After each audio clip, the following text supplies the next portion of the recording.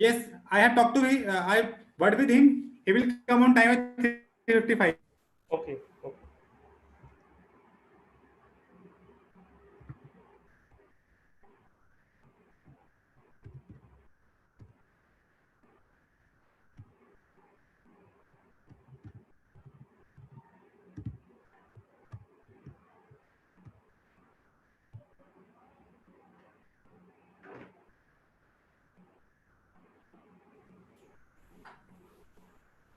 Because it is better to announce anything at 4 p.m. only, because some of our attendee cannot get over the announcement. No, we will announce at 4. We will start at 4 only. Don't Yes, doing yes, anything right now. yes. Right now we are doing mic testing only. Yes.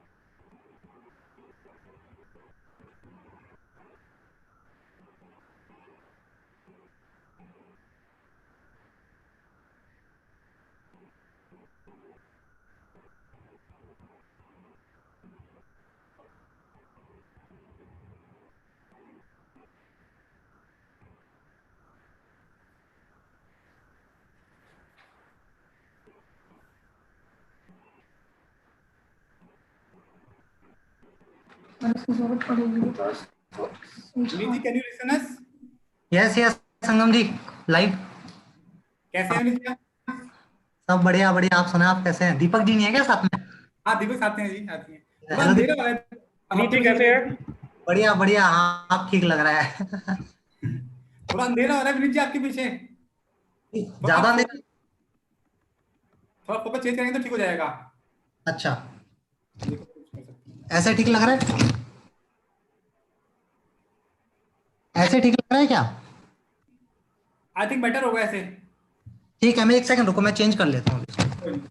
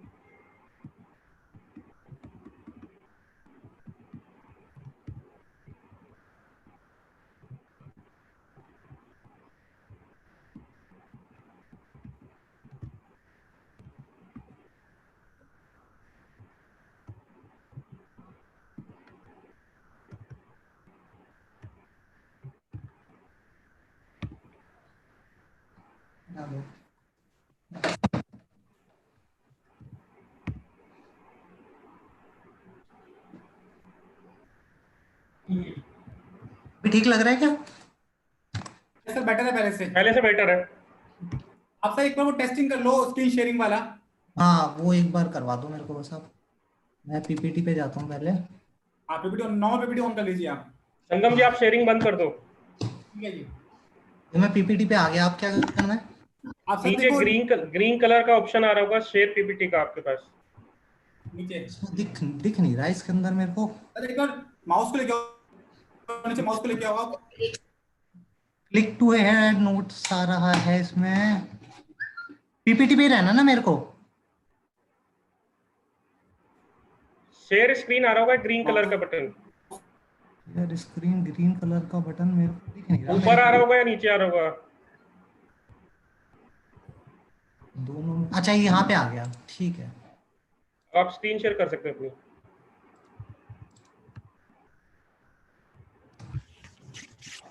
Now we can see your screen. दिख रहा है? हाँ जी। एक काम और बढ़िया हो गया, एक बीच में बस इसमें ऑडियो और चलाना होगा, उसको भी शेयर अभी कर सकते हैं क्या? ऑडियो कौन सा चलाना है? आईसीआई का मोटो सॉन्ग एक चलाना है बस 2 मिनट का। वो आप चला के देखो एक बार, मतलब अपने सिस्टम में चला दो, चल जाएगा वो इस पे। एक सेकंड को चला कर।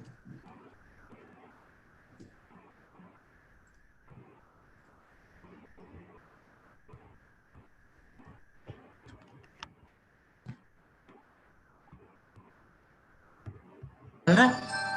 हाँ चल गया है। इसको ना F5 कर दो, आप F5 क्या चीज? F5 पीपीटी पे कर दिया मैंने F5। अच्छा इसको भी आप, ठीक है। नहीं, अभी भी गड़बड़ लग रहा है क्या? मतलब फुल स्क्रीन पे नहीं आया आपका ना अभी? अब आ जाएगा ना फुल स्क्रीन पे? आपको दिख रहा है, फुल स्क्रीन पे दिख रहा है आपको?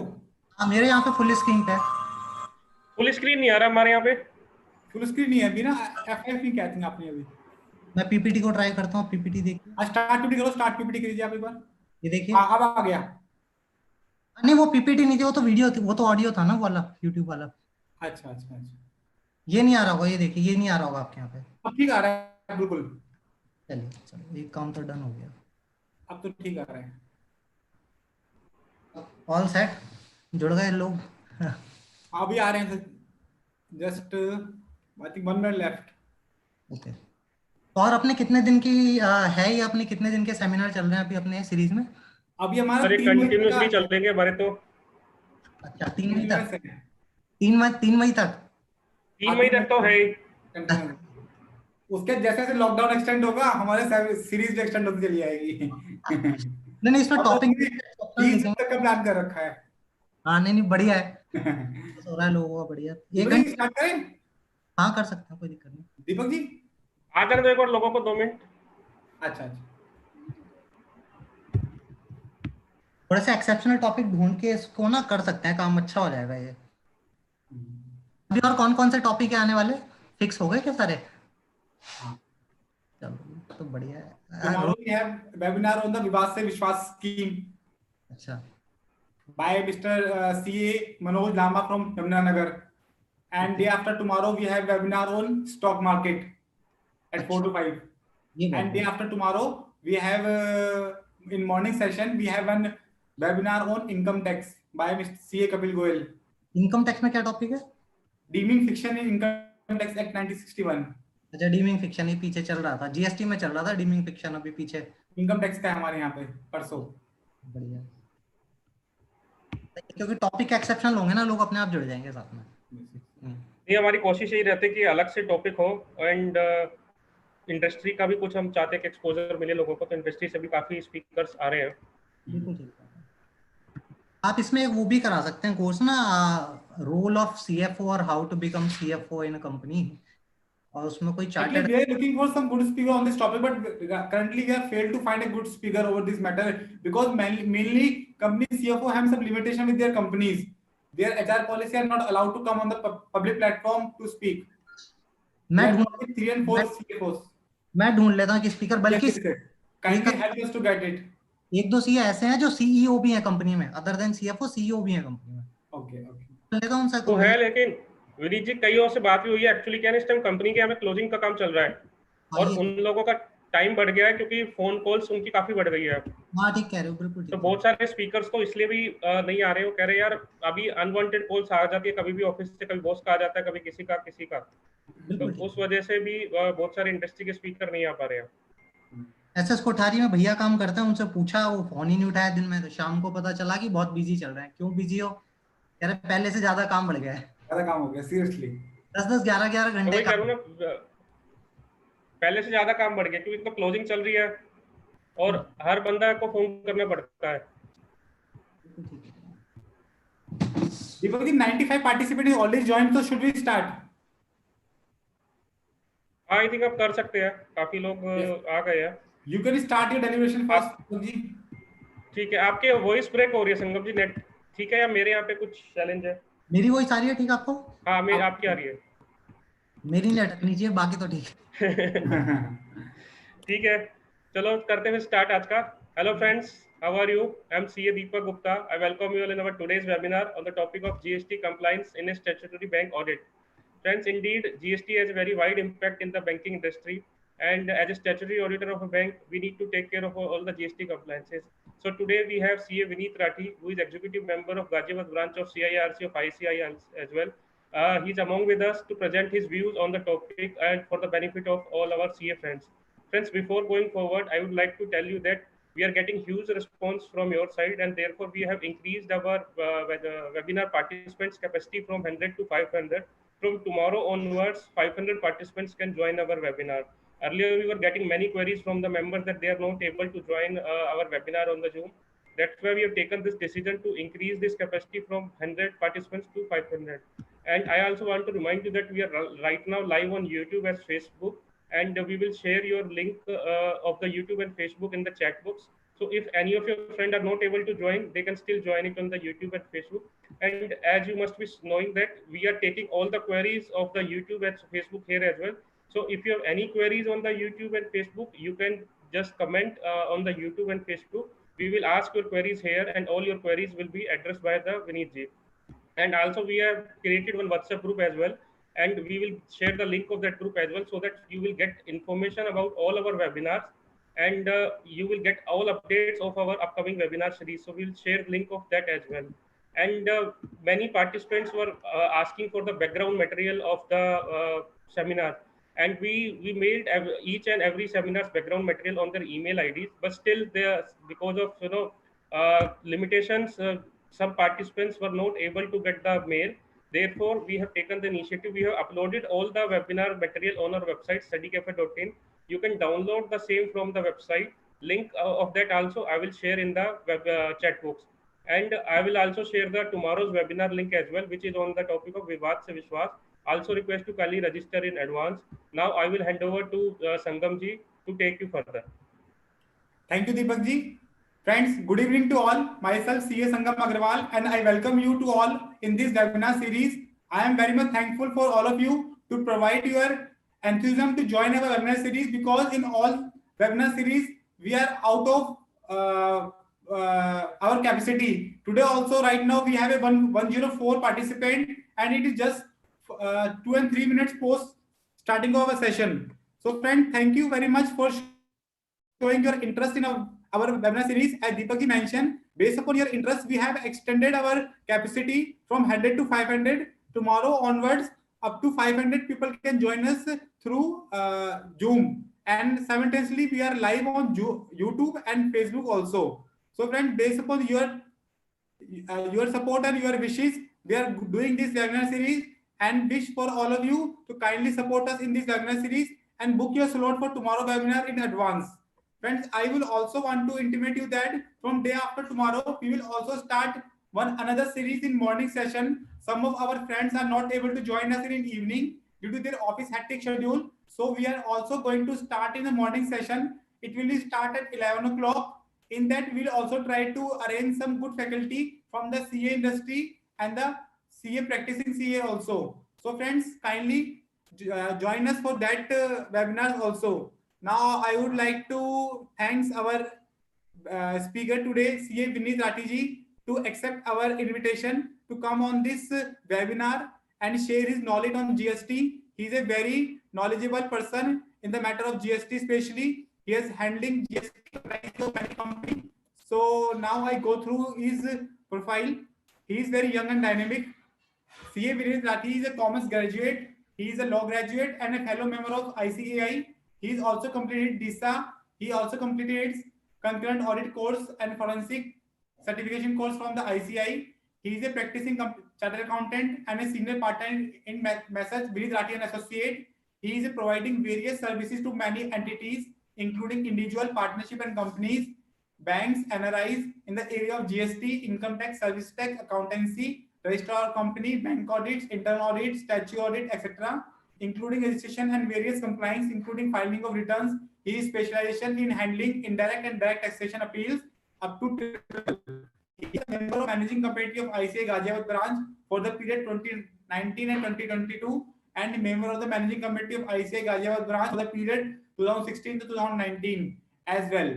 He had been appointed as secretary of SICASA, chairman and treasurer of ICAI Ghaziabad branch for the year 1819 to 1718 and 1617 respectively. He has been awarded with many appreciation awards by the various professional institutes and colleges. He was former visiting faculty of ICAI Institute and on indirect taxation for CA final student.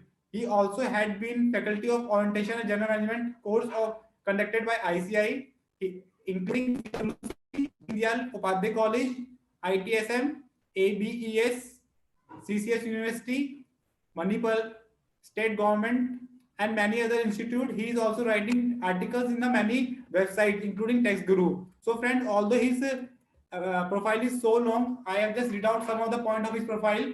So, I am not wasting your time and request Viniji to start his deliberation. Friends, I assure you, we will take all the questions out of today's webinar. So, kindly write your question in question answer or chat box. We will take all the questions at the end of this session. Now, I will not waste your time and invite Viniji to kindly start his deliberation. Thank you, Sangam ji. Thank you, Deepak ji. You are doing wonderful job for the profession to keep the members engaged in the webinars, because 30 days a professional how can sit at home? It's really was very unbelievable for us. But when you started, now there's a flood of webinars, and I think it's really very beneficial in terms of time, cost, energy, and all. So even after lockdown, it may, can be an achievement of this lockdown for the profession. And also government is continuously trying to let us busy in so many amendments, day-to-day basis, GST, income tax, ESI, PF, and so many things are there. So I will start with our ICAI motto song. As Sangam ji said that people will stand, so I will request you not to be stand, because respect must be in the heart. And this is the part which I was missing in the webinars. It was the basic thing when we start our session. So I'm going to start the motto song. Let us pray God and to ICAI to give us, very courage and power to face this lockdown period.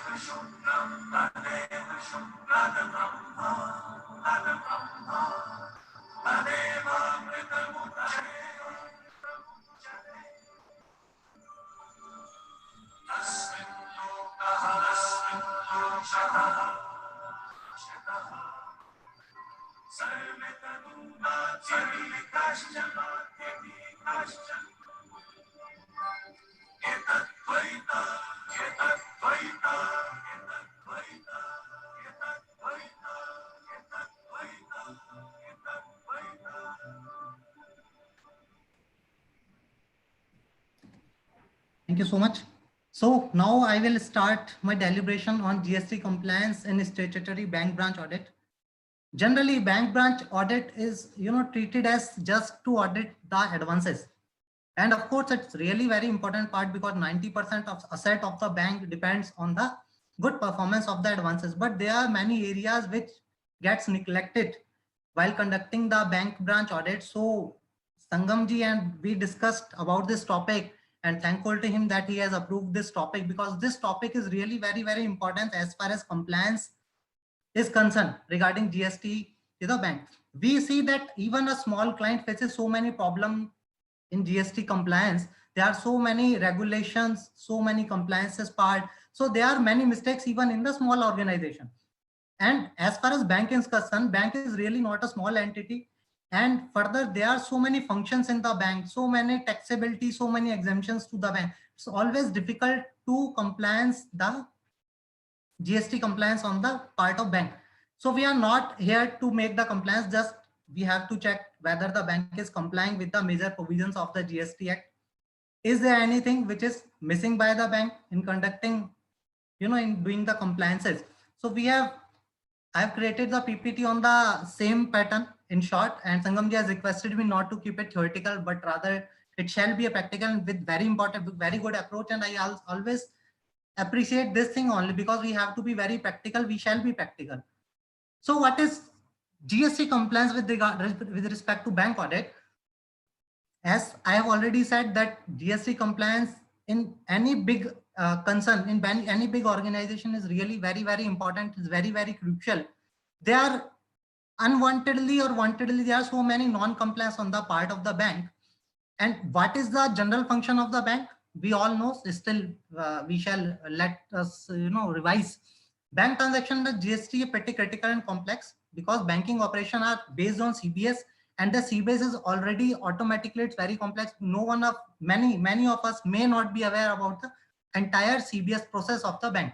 So bank does many transactions like issuing check, draft, card, ATM, credit, security, LC, BG, providing of loan and advances, accepting deposit. POS transaction is also done by the bank. So this is one part of the bank. Another part is there are many other services which a bank and NBFC carry out, like lease transaction, hire purchase, actionable claims, fund and non-fund based services, etc.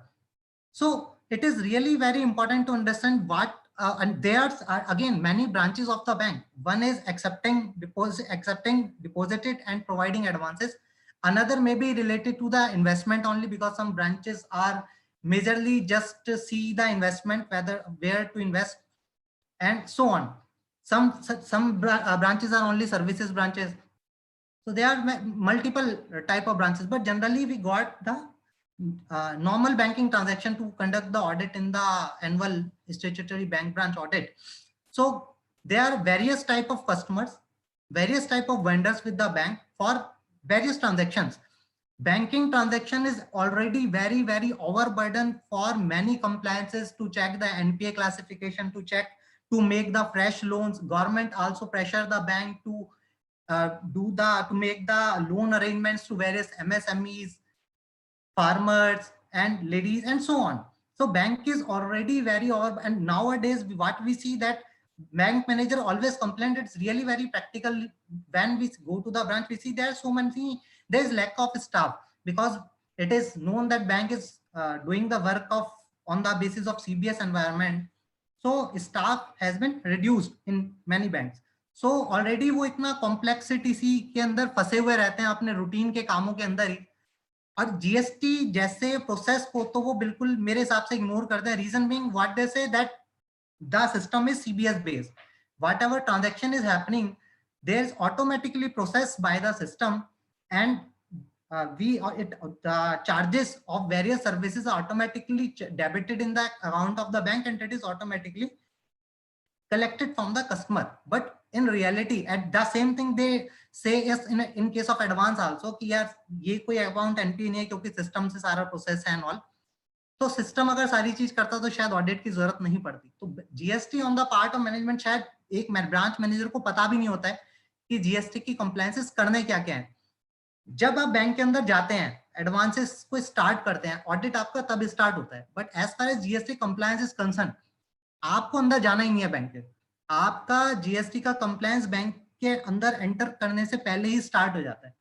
आप सभी को पता होगा that there is a requirement under the GST act to mention the GST number on the display board outside the premises of the bank branch. So हम तो bank में branch से जाने से पहले ही देखते हैं कि जीएसटी नंबर यहाँ पे लगा हुआ है. अगर नहीं लगा हुआ तो पहला नॉन कंप्लायंस में ब्रांच में एंटर करने से पहले ही मिल जाता है. सो इसी तरह से और भी बहुत सारी चीजें हैं. एक बहुत इंपॉर्टेंट क्वेश्चन आता है, what is the role of statutory branch auditor as far as GST compliance is concern. मेरे हिसाब से सब एग्री करेंगे कि being a statutory auditor we have to check all the things during the bank branch audit, either it is related to their routine operations or it is related to any statutory liability or any statutory provisions. We have to check the compliance, but generally practically we don't get much time to conduct the bank branch audit, and we majorly focus on the advanced part. But it is beyond doubt that GST compliance is very important and crucial part of the statutory auditor, and auditor has to check and verify whether all the compliance is getting done or not. We can observe that there may be certain transaction throughout the year which is out of the ambit of GST, or there may be certain transaction where throughout the year GST has been non-compliance, and as soon as any non-compliance happens, आपको पता ही है कि interest, late fees,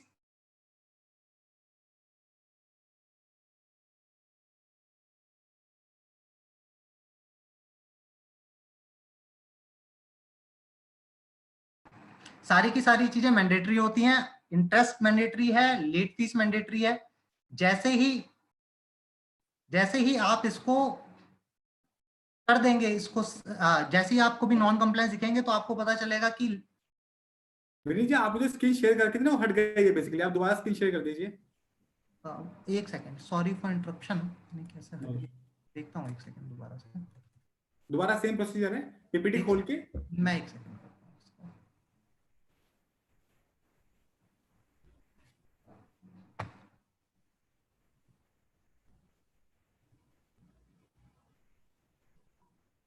आ गया। Yes sir.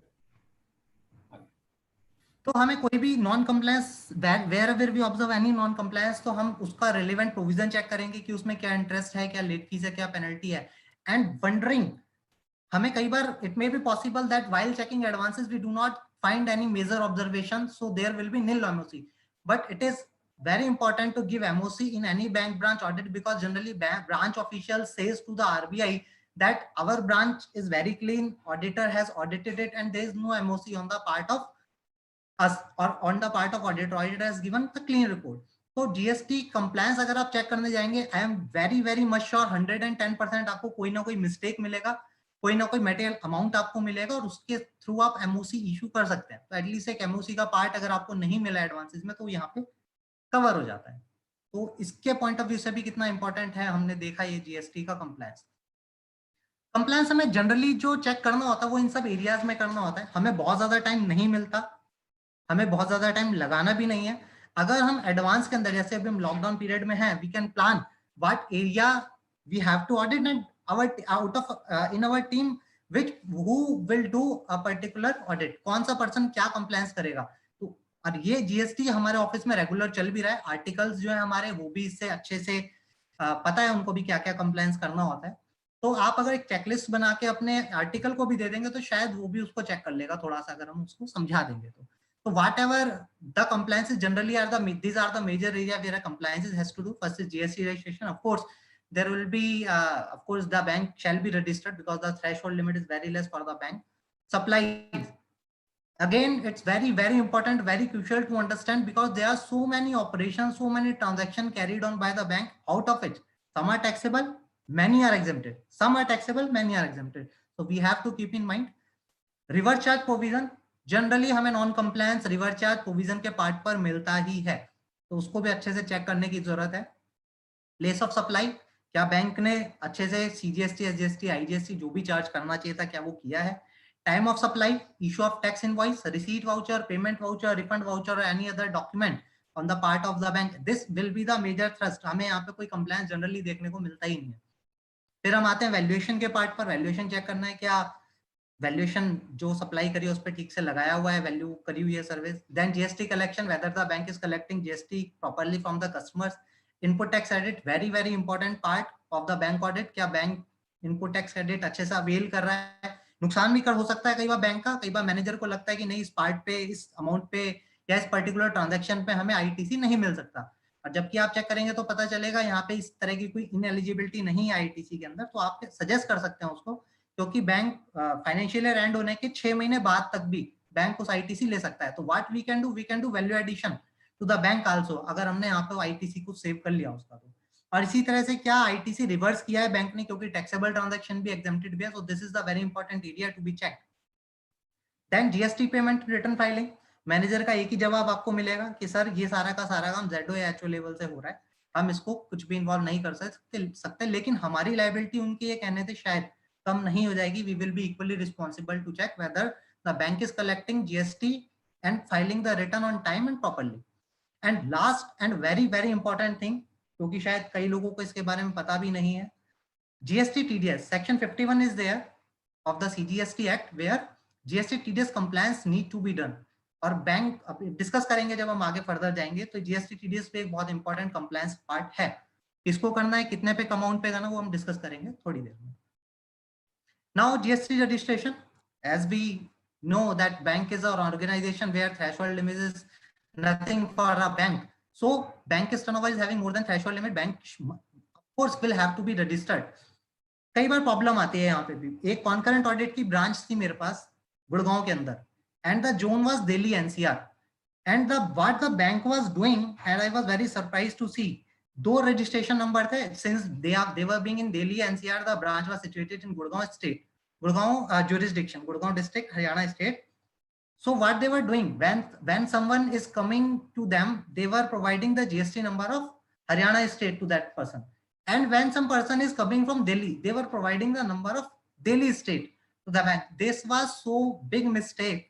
So we have to check whether the branch is having its separate registration number and all the transaction is being happen on that number only. Further, what you have to ask, आप advance में ask कर लीजिएगा management से. Loan advances के हम बहुत सारी queries advance में बना के रखते हैं to be ask from the manager. But यहाँ पे हमको क्या करना पड़ेगा, इसकी भी एक चेकलिस्ट बनानी पड़ेगी जिसके अंदर जीएसटी की भी, जहाँ पे हम एक चेकलिस्ट में लिखेंगे कि please provide us your registration certificate. उस रजिस्ट्रेशन सर्टिफिकेट में आपको क्या चेक करना है, एज यू आर अवेयर कि एक स्टेट में एक ही रजिस्ट्रेशन हो सकता है, और वहां पे जितने भी हमारे उस पर्टिकुलर स्टेट के अंदर जितने भी ब्रांचेस है ऑर्गेनाइजेशन की सारी वो प्रीमाइसेस, सारी की सारी वो ब्रांचेस उस रजिस्ट्रेशन के अंदर मेंशन होनी चाहिए with the address and contact details. तो आपको सबसे पहले रजिस्ट्रेशन सर्टिफिकेट लेना इन डिटेल. उस सर्टिफिकेट में चेक कीजिएगा क्या वो ब्रांच एक्चुअल में रजिस्टर्ड है. आप ऑनलाइन भी इसको चेक कर सकते हैं, बैंक का आपके पास जीएसटी नंबर होगा, आप ऑनलाइन भी इसको चेक कर सकते हैं, बट बेटर कि आप सर्टिफिकेट ले लें, क्योंकि उस सर्टिफिकेट में अगर आपको 2 या 3 ब्रांचेस मिलती हैं तो एक ही सर्टिफिकेट से आपका काम हो जाएगा. बाकी की दोनों या तीनों ब्रांच उसमें चेक कर सकते हैं कि अपीयर हो रही है या नहीं हो रही है. और अगर नहीं हो रही है तो आपको फिर देखना पड़ेगा कि एडिशनल प्लेस जो ब्रांच का मेंशन है, कई बार ये भी हो सकता है ब्रांच का प्रीमाइसिस का एड्रेस आज तो है कोई पर्टिकुलर एड्रेस, बट थोड़े जनरली बैंक जो होता है रेंटेड प्रीमाइसिस पे ही होते हैं. तो क्या हो सकता है कि जब रजिस्ट्रेशन हुआ था तब मेरी प्लेस कुछ और थी, लेकिन after some time bank has change the premises, but GST registration में शायद वो अमेंडमेंट ना हुआ हो. ये भी बड़ा इंपॉर्टेंट पॉइंट है चेक करने के लिए. ये चेक तभी हो पाएगा जब आप उसका रजिस्ट्रेशन एड्रेस रजिस्ट्रेशन सर्टिफिकेट से चेक करेंगे, और नहीं है तो आप इसको भी अपनी ऑब्जर्वेशन का पार्ट बना सकते हैं, क्योंकि तो बहुत इंपॉर्टेंट है. अगर मेरा प्रीमाइसिस ही रजिस्टर्ड नहीं है, मैं डिपार्टमेंट को इन्फॉर्म नहीं किया हुआ. एक कंप्लायंस हम डिस्कस कर चुके थे स्टार्टिंग में, क्या जीएसटी नंबर बाहर बैंक प्रीमाइसिस के बाहर मेंशन है, और अंदर ब्रांच प्रीमाइसिस के अंदर whether the bank has affixed the GST registration certificate inside the premises. अगर ये दोनों ही नॉन कंप्लायंट है तो 25,000 सीजीएसटी एक्ट में 25,000 in SGST is the penalty amount. तो ये बड़ा इंपॉर्टेंट ऑब्जर्वेशन है, आप अपनी रिपोर्ट में इसको लिख सकते हैं. और फर्दर एक काम आप और कीजिएगा, ऑब्जर्वेशन नोट कर लिया, well and good, but still आप मैनेजर से रिक्वेस्ट कीजिएगा इमीडिएटली कि वो आपके सामने ही या कैसे भी उनको कंफर्ट लगे टाइम पे आप इमीडिएटली उसको जीएसटी पे अफिक्स करा दीजिए सर्टिफिकेट पे, और बाहर भी बोर्ड पे लगा दीजिए. और अपनी रिपोर्ट में भी ऑब्जर्व कीजिए कि हमें नॉन ऑब्जर्वेशन मिली and we have immediately ask the manager and let the this compliance complied as per the GST Act. तो ये भी एक आपका वैल्यू एडिशन का काम करेगी. सेकंड पार्ट पे हम आते हैं जो हमें चेक करना है, दैट इज सप्लाई. सप्लाई की मैं डेफिनेशन सेक्शन 7 में मैं नहीं जाऊंगा, since Sangam ji has already advised me and suggested me to keep it practical. Supply की डेफिनेशन है generally the GST is chargeable as per section 9, chargeable section है जीएसटी का. व्हाट इट सेज, जीएसटी लगता है किस पे, on goods and services. Goods क्या है, सर्विसेज क्या, we have to understand this. मैंने डेफिनेशन ज्यादा डेप्थ में कवर नहीं है, बट सेक्शन 2 का subsection 52 and subsection 102 covers the definition of goods and services. We can go through this. Goods के अंदर बड़ा स्पेसिफिकली क्लियर है, मनी एक्सक्लूड होता है गुड्स के डेफिनेशन से. अब मनी की डेफिनेशन आपको देखनी पड़ेगी because bank majorly deals in money only. So definition of money has been given under section 2 subsection 75 of the CGST Act. और मनी के अंदर क्या क्या इंक्लूड होता है इंटरेस्टिंगली, चेक, ड्राफ्ट, पे ऑर्डर, प्रॉमिसरी नोट, एलसी, सबका सब इसके अंदर कवर हो जाता है मनी के अंदर. सो ये हमें ध्यान में रखना पड़ेगा क्योंकि मनी जो है out of the ambit of GST है, इस पे कोई भी जीएसटी किसी तरह का नहीं लगेगा. But the thing is while dealing in money what the bank provide generally services to its customers, right? So वहां पे बैंक अपना को सर्विस चार्ज कलेक्ट करता है, तो क्या उस सर्विस चार्ज के ऊपर जीएसटी कलेक्ट किया है या नहीं किया, we have to check this. वो बैंक वहां पे ये नहीं कह सकता this transaction is related to money so we will not charge GST on that part. ऐसे तो मैनेजर को इन्फॉर्मेशन भी नहीं होगी, आप जो बताएंगे उसको एक्सेप्ट कर लेगा, उसकी बहुत ज्यादा नॉलेज नहीं होती है जीएसटी के लिए, but we have to check this. Now outward supply and taxation. अब यहाँ पे आउटवर्ड सप्लाई दो तरह की होंगी, एक टैक्सेबल सप्लाई होगी और एक एग्जेम्प्टेड सप्लाई होगी। तो services which are liable for payment of GST, financial related service, the major operation of the bank, rental and leasing service. Sometimes banks provide the lockers on the rent, so we have to check whether bank is collecting the locker charge on time and paying the GST on this.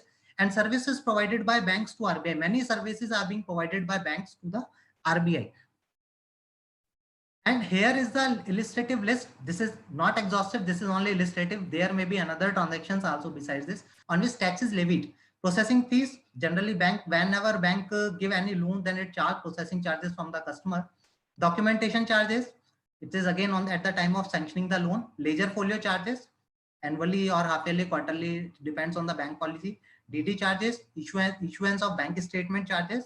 अगर कोई customer एक से ज्यादा bank statement लेने जाता है तो generally bank charge करता है कुछ चार्जेस स्टेटमेंट के लिए। Stop payment charges, standing instruction charges, inspection charges. Bank कई बार कस्टमर के यहाँ पे अगर स्टॉक हाइपोथिकेशन है या कोई सिक्योरिटी है तो बैंक में appoint someone to inspect the assets, so for this bank charges to its customer some inspection charges, so we have to check whether the GST has been collected on this or not. Bank guarantee BGLC, bank does charges whether has been collected or not, GST has been collected or not. Bill discounting charges, CIBIL charges, renewal charges, check bouncing charges, and the most importantly penal interest. Generally interest is not taxable under the GST Act because bank is accepting the deposit and giving the advances. So bank charges interest on the advances. So this interest part which is being collected by the bank on giving loan or advances is not taxable under the GST. But penal interest, what is penal interest? कई बार कोई sanction letter के अंदर कई सारी compliances हैं। For example stock statement आपको submit करना है, QIS सबमिट करना है, you have to submit your financial statement within a particular time after the end of the period.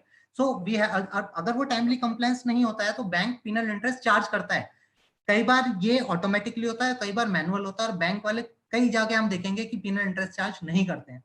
तो यहाँ पे आपको दो तीन चीजें मिलेंगी। पिनल इंटरेस्ट जब चार्ज होगा तो जीएसटी भी साथ में कलेक्ट करना पड़ेगा। पिनल इंटरेस्ट अगर लेट चार्ज कर रहा है बैंक सैंक्शनिंग लेटर में जो डेट है उसके हिसाब से, तो we have to check the time of supply also, क्योंकि यहाँ पे इंटरेस्ट की लायबिलिटी भी बनेगी आप लोगों की। So these are the taxable transaction which generally bank charges GST. Further such type of transaction, loan take over transaction charges, securitisation charges होता है। सेल ऑफ रीपोजेस, कई बार बैंक ने जो जिस सिक्योरिटी पे लोन दिया, लेट्स से हाउसिंग लोन दिया था बैंक ने किसी को, but that person who has taken the loan is unable to repay the loan on time, and what the bank does after going to certain procedure, bank obtain the assets, possess the asset and just goes to sell it out. So जब भी वो cell होगा तो उस पे GST लगेगा, कुछ सारी असेट्स होती हैं जिस पे जीएसटी लगेगा। ऐसी सेल ऑफ स्क्रैप है, जीएसटी लगेगा। Interchange fees on card settlement है, इंटरेस्ट ऑन फाइनेंशियल लीज है, इन सब पे ऊपर जीएसटी जनरली चार्ज होता है। And this is very important. अगली 3-4 slide we are going to discuss the exempted supply, exempted transaction which is conducted by the bank. Services by the Reserve Bank of India. अभी starting में हमने देखा था services provided by banks to RBI, एक transaction थी।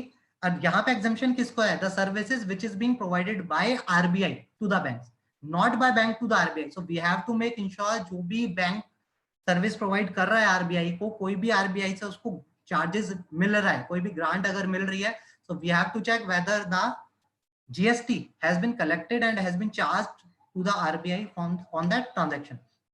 Next is this is the general exemption, services by way of extending deposit, loan or advances insofar as consideration is represented by way of interest or discount. ये generally loan जो bank देते हैं उस पर interest collect करते हैं, तो ये जो सर्विस है बैंक की, this is exempted except interest involved in credit card service. credit card पे जो interest आता है उस पे जीएसटी लगता है, because this is not a kind of advances, वो तो एक फैसिलिटी है बैंक ने जिसको सामने वाला कस्टमर अवेल कर। इसके अलावा बैंक बैंक के अंदर ट्रांजैक्शंस होती हैं to exchange the foreign currency is being exchange by the banks and bank can do the transaction of this exchange with the dealers also, authorised money dealers also, तो उनके बीच में जो भी transactions हो रही हैं एक्सचेंज करने की, उस पे कोई भी जीएसटी चार्ज नहीं कर सकते, एग्जम्प्टेड है। इसी तरह से bank provide services basic saving bank deposited under प्रधानमंत्री जनधन योजना, भी पीछे कई सारे अकाउंट खुले थे जनधन योजना में, उसका अगर बैंक कोई ऑपरेशन का कोई चार्जेस ले रहा तो दिस इज एग्जम्प्टेड, तो प्लीज नोट इस पर कोई भी जीएसटी चार्ज नहीं करना है।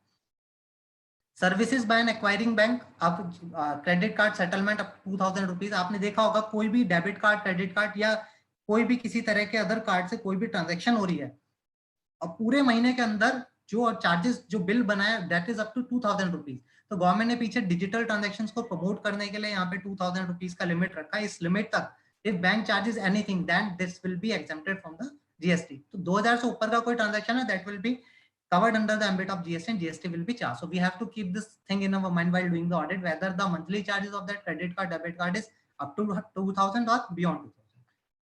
हम ज्यादा हमें पूरे डिटेल में चेक नहीं करना, अगर हम थोड़ा सा टेस्ट चेक बेसिस पे भी हर ट्रांजेक्शन को चेक कर लेंगे तो हमें एक आइडिया मिल जाएगा, हम उन ट्रांजेक्शन को डॉक्यूमेंट करके रखना है so that we can say कि हमने अच्छे से कंप्लायंस किया हुआ हर ट्रांजेक्शन का, किसी भी तरह का चार्जेस है 2-2 4-4 एंट्री सिर्फ टेस्ट चेक बेसिस पे आपको चेक करना है। इसी के साथ में फिर नेक्स्ट एग्जाम्पशन है, ये रूरल एरिया के अंदर कई सारी होते हैं जहाँ पे बैंक क्या करता है, लोकल जो पर्सन होते हैं, गांव का मुखिया हो गया या कोई और इस तरह का आदमी हो गया, क्योंकि बिकॉज बैंक रूरल एरिया एक बहुत बड़ी चीज होती है और जनरली गांव के जो लोग होते हैं जनरली बैंक के अंदर आना नहीं चाहते, तो बैंक वाले क्या करते हैं, बिजनेस कॉरेस्पॉन्डेंट ढूंढते हैं जो बैंक के बिहाफ पे उन लोगों को मोटिवेट कर सके, प्रमोट कर सके, बैंक के बिहाफ पे उनको सर्विसेज दे सके, लोग को मोटिवेट करे कि आप बैंक अकाउंट खुलवाओ। तो बैंक क्या करता है, please note that this exemption is only for the rural area branch. Same can be the service of business correspondent can be taken by the bank in the urban area also, but that urban area transaction will be taxable. इसी तरह से कोई business intermediary की services ले रहा है bank, या bank अगर कई बार इंश्योरेंस की सर्विसेज भी देता है, तो for insurance if bank take the service of any business facilitator or business correspondent then it will be entirely exempt subject to in the rural area only. और suppose bank ने appoint करा मुखिया को, मुखिया ने फर्दर एक अपना गांव बहुत बड़ा है, एरिया बहुत बड़ा है, तो मुखिया ने क्या करा, अपने अंडर में और 3-4 लोग रखे और बिलिंग डायरेक्ट जो हो रही है वो बैंक को हो रही है। तो यहाँ पे बड़ा क्लियरली बोल रखा है जो इंटरमीडियरी लोग हैं, मुखिया है, थर्ड पर्सन है और बैंक है, अगर मुखिया में उस इंटरमीडियरी के बीच में भी कोई ट्रांजेक्शन हो रही है that will be also exempted from the GST. तो इन सब पे कोई भी जीएसटी चार्ज नहीं होगा। नेक्स्ट इज अटल पेंशन योजना में अगर बैंक कुछ कलेक्ट कर रहा है कोई जीएसटी नहीं लगेगा, और स्टेट गवर्नमेंट की कोई और पेंशन स्कीम है वहां पे बैंक कोई सर्विस दे रहा है, नो जीएसटी। चेक इशू किया सिमिलर कोई डिस्काउंटिंग चार्जेस है उस पर भी कोई जीएसटी नहीं लगेगा। लास्ट एग्जाम्पशन है कि central government, state government, union territory under any insurance, अगर बैंक कोई इंश्योरेंस कर रहा है और इंश्योरेंस दे रहा है किसी भी सेंट्रल गवर्नमेंट, स्टेट गवर्नमेंट या यूनियन टेरिटरी को, और उस इंश्योरेंस का सारा premium if being given by the government ने सपोज अपने क्या करा, अपने एम्प्लॉइज का इंश्योरेंस प्रीमियम कराया हर एम्प्लॉय का under the key man insurance policy, and only central government is funding that premium, employee से कुछ भी चार्ज नहीं किया हुआ, तो उस केस में बैंक कोई भी इंश्योरेंस चार्जेस पे जीएसटी नहीं ले सकता, उसको स्पेसिफिकली एग्जेम्प्टेड दी गई है जीएसटी एग्जेम्पशन नोटिफिकेशन में। इसी तरह से कुछ ट्रांजैक्शन और हैं जहाँ पे एग्जेम्पशन है, नहीं लगता है, एग्जेम्पशन एप्लीकेबल होती है, कोई जीएसटी नहीं लगता। सीबीएलओ ट्रांजैक्शन है, securitisation transaction, repo, reverse repo, income from commercial paper, certificate deposit, promissory note, instant of debt instrument, ये जनरली हम लोगों को जो ब्रांचेस मिलेगी वहां पे इस तरह के ऑपरेशन जनरली हमें देखने को नहीं मिलेंगे, तो इतना ज्यादा कोई चिंता करने की बात नहीं है इन सब ट्रांजैक्शंस के लिए। ये बहुत इंपॉर्टेंट है, रिवर्स चार्ज की ट्रांजैक्शंस। अब कई सारी सर्विसेज ऐसे हैं जहाँ पे टैक्स जो है बैंक को देना पड़ेगा एज अ सर्विस रिसिपिएंट, तो हमें वो ट्रांजैक्शंस पहले तो पता होनी चाहिए किन किन ट्रांजैक्शंस के ऊपर जीएसटी रिवर्स चार्ज में टैक्सेबल होगा। सबसे पहले तो रिकवरी एजेंट, बैंक कई सारे बैंकिंग एंड एनबीएफसी चैनल्स होते हैं जो रिकवरी एजेंट की सर्विसेज लेते हैं, तो उस केस में रिकवरी एजेंट अपने बिल पे टैक्स नहीं लगाएगा, बैंक को ही वो रिवर्स चार्ज बेसिस पे जमा कराना पड़ेगा टैक्स। ऐसे बिजनेस फैसिलिटेटर दे रहा है बैंकिंग कंपनी को, ये सिर्फ अर्बन एरिया से रिलेटेड है सेकंड एंट्री, क्योंकि पहले वाली रूरल एरिया से तो एग्जेम्प्टेड है, बट अगर अर्बन एरिया में बिजनेस फैसिलिटेटर की कोई भी सर्विसेज बैंक ले रहा है तो उस पर टैक्स जो है बैंक को ही देना पड़ेगा अंडर रिवर्स चार्ज बेसिस पे। Individual advocate, we all know about this legal services, कोई एडवोकेट सर्विस ले रहा है तो टैक्स बैंक को देना है। स्पॉन्सरशिप की कोई भी सर्विसेज अगर bank as a service recipient ले रहा है तो, और वो सर्विसेज है सिर्फ बॉडी कॉर्पोरेट और पार्टनरशिप फर्म से रिलेटेड, स्पॉन्सरशिप की ट्रांजैक्शन सिर्फ बॉडी कॉर्पोरेट पार्टनरशिप फर्म को साथ में हो रही है, तो बैंक को उस पे जीएसटी एज अ रिसिपिएंट देना पड़ेगा रिवर्स चार्ज बेसिस में, ये छूट जाता है स्पॉन्सरशिप वाला transaction. So we have to check एक टेस्ट चेकलिस्ट में ही हम डाल देंगे क्या बैंक ने किसी को स्पॉन्सर करा है पूरे साल में, बैंक को स्पॉन्सरशिप मिली है क्या पूरे साल में, हम लोग इसको टेस्ट चेक लिस्ट में ही अपना डाल देंगे। जीटीए सर्विस, अगर बैंक कोई सपोज कोई कैपिटल गुड्स आ रहा है किसी बैंक के अंदर, या कोई स्टेशनरी आ रही है, कोई और गुड्स आ रहा है, उसके लिए जीटीए की सर्विस अगर बैंक ने ली है और वो अप टू 750 और 1500 एग्जेम्पशन है वहां पे, जो सेपरेटली मैं उसको डिस्कस नहीं कर रहा हूँ, बट इसके अलावा इसके ऊपर कोई भी ट्रांजेक्शन है तो उस पर भी रिवर्स चार्ज की लायबिलिटी बनती है। सिक्योरिटी सर्विसेज, लास्ट ईयर ही ट्रांजेक्शन ऐड हुई थी। अगर बैंक कोई भी सर्विसेज ले रहा है सिक्योरिटी के अदर देन बॉडी कॉर्पोरेट से, सपोज मेरी पार्टनरशिप फर्म है या इंडिविजुअल फर्म है, प्रोप्राइटरशिप फर्म है, मैं बैंक को सिक्योरिटी गार्ड दे रहा हूँ, हर बैंक में सिक्योरिटी गार्ड आउटसोर्स ही रखे जाते हैं, तो वी हैव टू चेक वो जो सिक्योरिटी प्रोवाइडर है वो बॉडी कॉर्पोरेट है, नॉन बॉडी कॉर्पोरेट है। बॉडी कॉर्पोरेट अगर है तो no problem, non body corporate है वी हैव टू एंश्योर कि यहाँ पे रिवर्स चार्ज जमा हो रहा है नहीं हो रहा है, यहाँ पे आपको फ्लॉ मिल सकता है, यहाँ पे आपको लायबिलिटी मिल सकती है कि बैंक शायद ना जमा करा रहा हो। इसी तरह से कोई इंडिविजुअल है and that individual is working as direct selling agent of the bank, उस पर भी जीएसटी की लायबिलिटी आती है रिवर्स चार्ज में। कोई भी इंश्योरेंस एजेंट है, इंश्योरेंस अगर कोई बैंक सर्विस दे रहा है और कोई इंश्योरेंस एजेंट अपॉइंट किया है, तो इंश्योरेंस एजेंट जो भी सर्विस देगा बैंकिंग कंपनी को, उस पर भी बैंक को ही जीएसटी रिवर्स चार्ज बेसिस पे जमा कराना है। इसके अलावा कोई भी services supplied by central government, state government, union territory, local authority to bank, अगर बैंक कोई भी सर्विस ले रहा है किसी भी गवर्नमेंट से या लोकल अथॉरिटी से, तो जो भी टैक्स जमा कराना पड़ेगा वो बैंक को ही जमा कराना पड़ेगा एज अ सर्विस रिसिपिएंट को, कि बैंक बिजनेस ही कर रहा है बेशक चाहे पब्लिक सेक्टर बैंक चाहे गवर्नमेंट की होल्डिंग इसमें 51% से ज्यादा हो, तो ये हमें ध्यान रखना पड़ेगा। ऐसे ही रेंटिंग की अगर सर्विसेज, सपोज कोई लोकल अथॉरिटी है, मैंने जो अपना प्रोमाइसेस लिया हुआ है रेंट पे वो किसी लोकल अथॉरिटी से लिया हुआ है, लोकल अथॉरिटी अगर उस पे लगा रहा है, अगर रेंट मैं उसको दे रहा हूँ, तो मेरे को इंश्योर करना पड़ेगा whether I am depositing GST under reverse charge on the services amount. Director है जनरली एचओ से रिलेटेड होता है, तो यहाँ पे ब्रांच में शायद आपको ना देखने को मिले।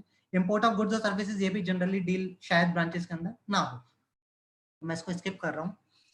अब इम्पोर्टेंट चीज ये है कि हमने इतनी सारी ट्रांजैक्शंस पढ़ ली, बट इसको चेक किया कैसा जाए, क्योंकि बहुत सारी नंबर ऑफ ट्रांजैक्शंस होती हैं, टाइम होता नहीं है। तो मैंने पहले भी बताया था, हमें कुछ नहीं करना, एक एक दो दो सैंपल हर चार्जेस के हमें उठा लेने हैं। सीबीएस के अंदर हम चेक कर सकते हैं जाके कि क्या उस पर्टिकुलर ट्रांजैक्शन पे जीएसटी लग रहा है या नहीं लग रहा। आप लिस्ट बना लीजिए, मैनेजर से मांग लीजिए कि आप कितने तरह की सर्विसेज दे रहे हैं, कितने तरह के चार्जेस आप कलेक्ट कर रहे हैं, कितने तरह का इंटरेस्ट आप कलेक्ट कर रहे हैं। हर इंटरेस्ट की, हर चार्जेस की एक एक दो दो ट्रांजेक्शन आप चेक कर लीजिए, आपको पता चल जाएगा जीएसटी लग रहा है या नहीं लग रहा है। नहीं लग रहा है तो इमीडिएटली आपको पता चल जाएगा, तो बहुत ज्यादा टेंशन लेने की जरूरत नहीं है।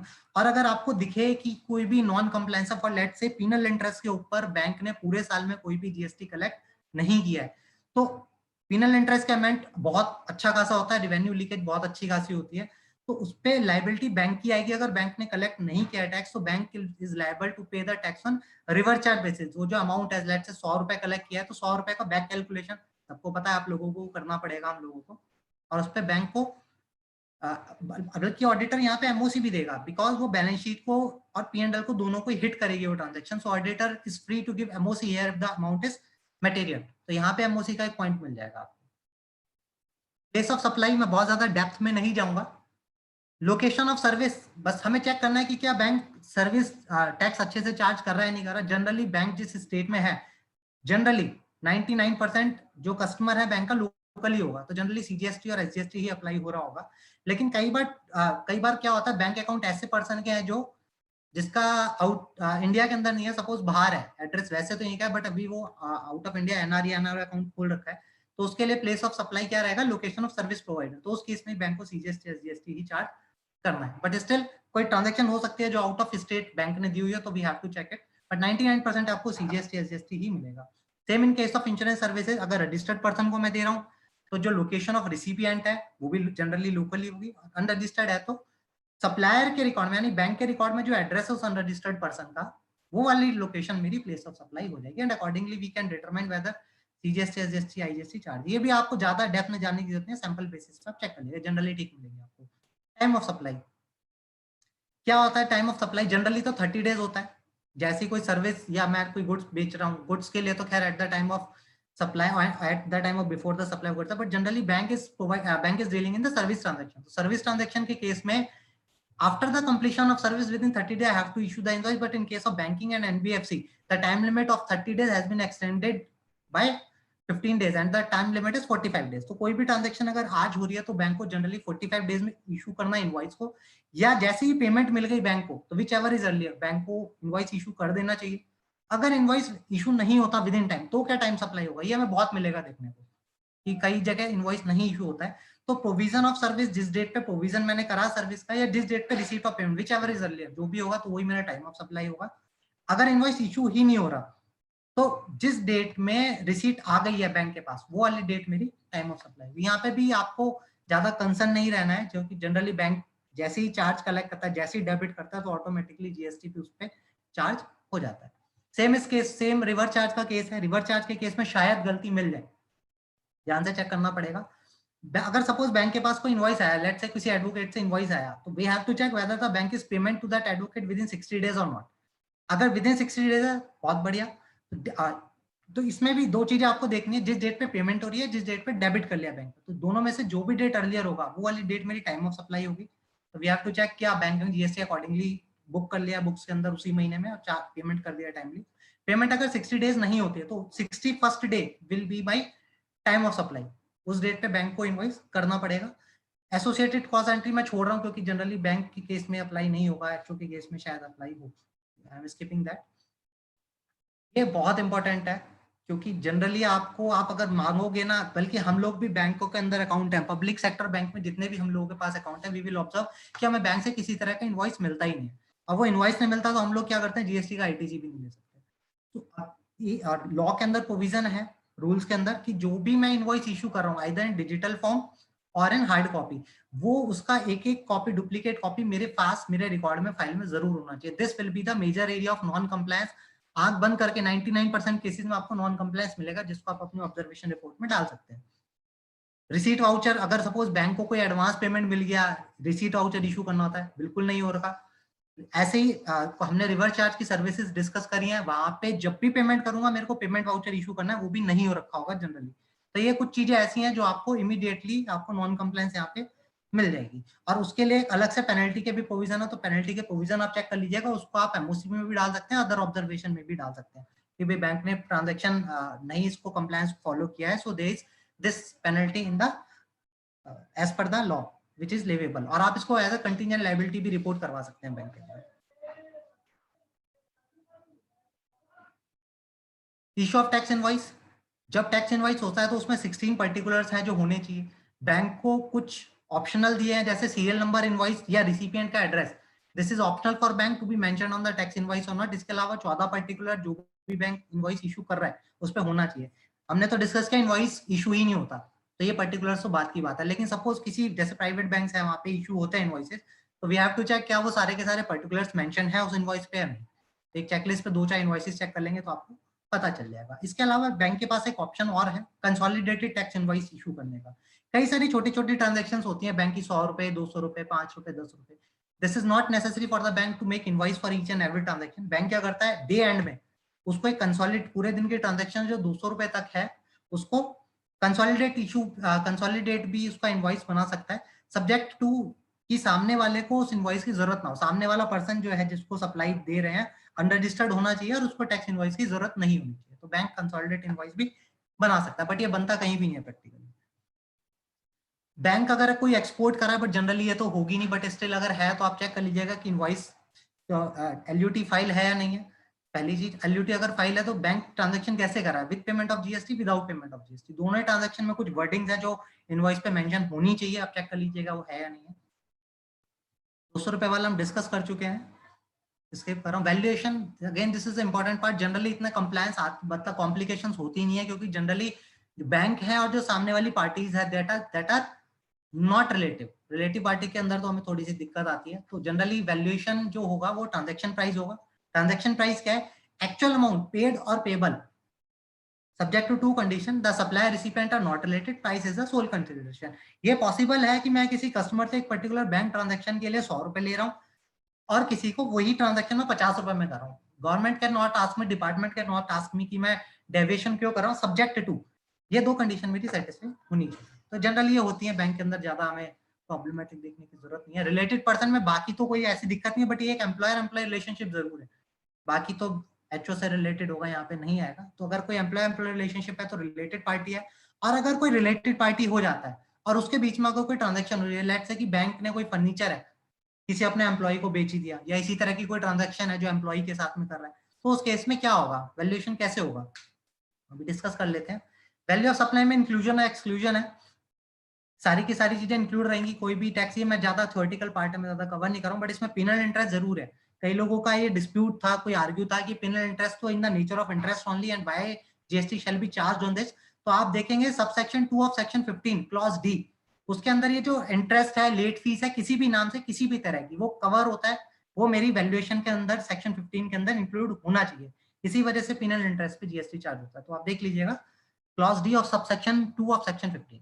इसी तरह से एक्सक्लूजन है, मैं अभी स्किप कर रहा हूँ इसको क्योंकि टाइम थोड़ा सा शॉर्ट है हमारे पास में। किसी भी तरह का कोई भी डिस्काउंट है at the time of known है, बट जनरली डिस्काउंट तो नहीं, बट बैंक यहाँ कई बार ना कंसेशन देता है। आप देख लेंगे कि कई बार प्रोसेसिंग चार्जेस में कोई कंसेशन दे दिया बैंक ने अपने किसी कस्टमर को। तो इस तरह की अगर कोई ट्रांजेक्शन होती है तो आपको चेक करना पड़ेगा क्या उस पर जीएसटी एक्चुअली में लाइवेबल था या नहीं था वो, क्योंकि अगर ट्रांजेक्शन होगी, बैंक ने आज चार्ज कर लिया, और अगर मेरे को नहीं पता, सामने वाले वेंडर को नहीं पता कि उसको कोई कंसेशन मिलेगा, सपोज 10,000 चार्जेस थे, बैंक ने कुछ टाइम बाद 5,000 रुपए का उसको कंसेशन दे दिया, तो बाकी के जो 5,000 रुपए हैं उस पे जीएसटी एप्लीकेबिलिटी बनेगी। ऐसा नहीं है कि बैंक क्रेडिट नोट इशू कर दे 5,000 के लिए, नहीं हो सकता ऐसा। ये फॉरेक्स की, अगर बैंक कोई फॉरेक्स में अगर डीलिंग कर रहा है, जनरली ब्रांचेस कर सकते हैं फॉरेक्स में डीलिंग, तो उसके लिए स्पेसिफिक वैल्यूएशन है, मैं ज्यादा अंदर नहीं जा रहा हूँ, इसके वैल्यूएशन रूल्स हैं, इसके लिए सेपरेट ऑप्शन है बैंक के पास में 2 तरह का, कि एक तो नॉर्मल वैल्यूएशन करे, उसमें क्या करना पड़ेगा आपको, बाइंग रेट और सेलिंग रेट पकड़ लीजिए, टोटल यूनिट जितनी एक्सचेंज हो रही है वो पकड़ लीजिए फॉरेन करेंसी की, और उसको दोनों में जो डिफरेंस है बाइंग रेट और सेलिंग रेट का, आरबीआई के रेफरेंस रेट का, उससे मल्टीप्लाई कर लेंगे तो आपको वैल्यूएशन का रूल मिल जाएगा। एग्जांपल मैंने दे रखा है, पीपीटी मैंने शेयर कर दिया संगम जी के साथ में, so you can take, I will request Sangam ji to share the PPT, so I am ignoring and skipping this example. अगर आरबीआई का reference rate suppose in case available नहीं है तो क्या होगा, बट जनरली प्रैक्टिकली ऐसा होगा नहीं, बिकॉज इंडिया के अंदर ट्रांजैक्शन जो होंगी RBI rate will be available in that case, but still option है बैंक के पास में। और सपोज कोई भी करेंसी इंडियन करेंसी में अगर एक्सचेंज नहीं हो रही है, सपोज यूएसडी से यूरो में अगर कोई एक्सचेंज हो रहा है, तो उसके लिए सेपरेट रूल है, उसकी डेफिनेशन, उसका एग्जांपल एक मैंने यहाँ पे दे दिया है।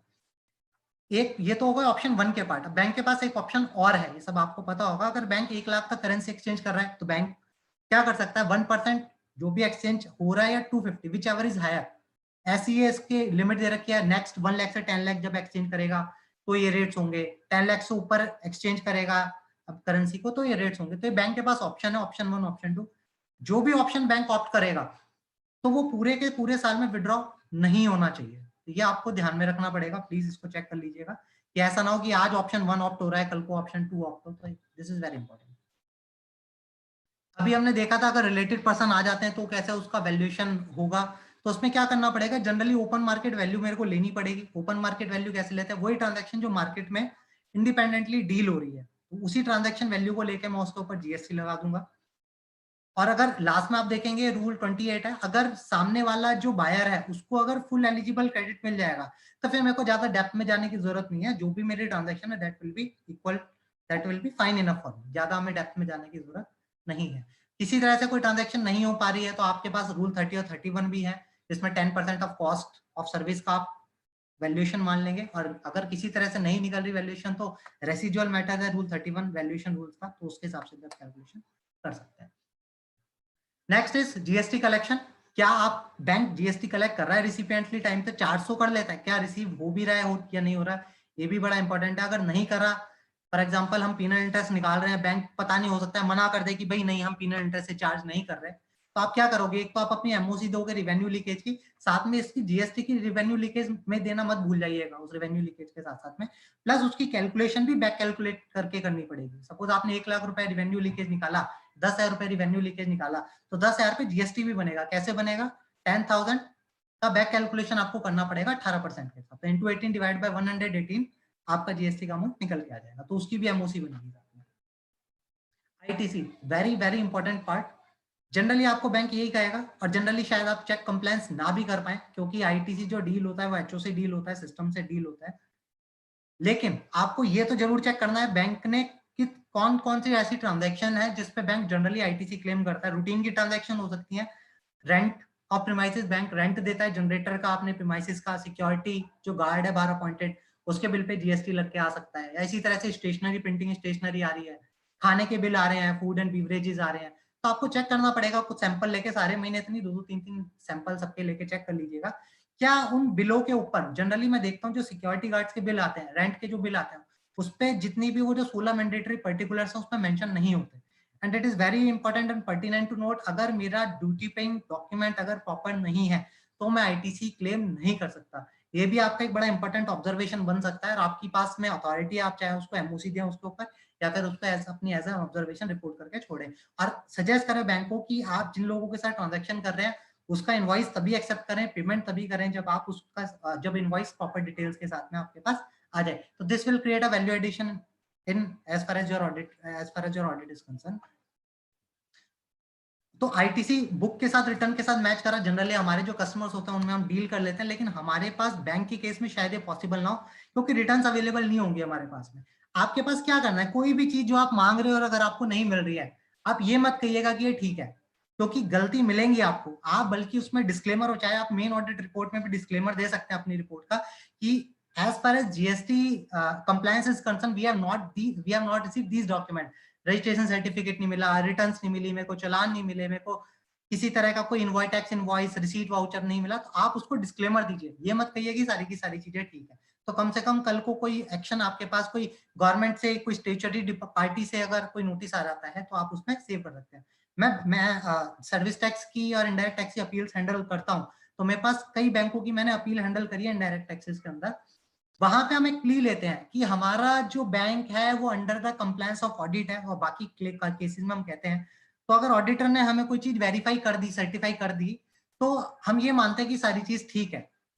तो उस केस में मे भी आपको भी शायद, अभी तक खैर देखा नहीं, लेकिन आपकी लायबिलिटी भी आ सकती है उस केस में। तो बेटर है कि आप अपनी रिपोर्ट में डिस्क्लेमर जरूर दीजिएगा, तो उससे आपकी गवर्नमेंट स्टेचुटरी सेफ्टी भी होगी। अब हमने देखा बैंक दो तरह की ट्रांजैक्शन करते हैं, टैक्सेबल, एग्जेम्प्टेड। बैंक के पास दो ऑप्शन है, या रिवर्सल के लिए, आईटीसी रिवर्सल के लिए। एक तो नॉर्मल ऑप्शन है, सबसेक्शन 2 ऑफ सेक्शन 16, आपकी जितनी भी जो भी आपकी ट्रांजैक्शन है पूरे साल में, और जो भी आपने आईटीसी क्लेम किया है, जितना भी टैक्सेबल वाला पार्ट है आप आईटीसी टेक कर लीजिए, और जितना भी एग्जेम्प्टेड पार्ट है उसको रिवर्स कर दीजिए। पर this is very complicated in nature, generally bank ये वाला ऑप्शन फॉलो नहीं करते हैं।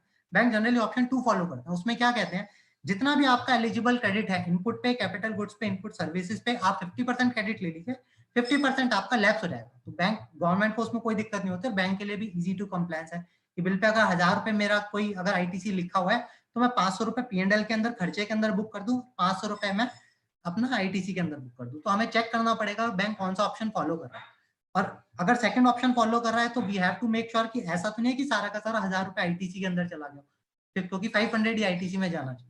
We have to check this. अब कोई भी चीज अगर आपको नहीं मिल रही है तो आप सिंपली डिस्क्लेमर दे सकते हैं।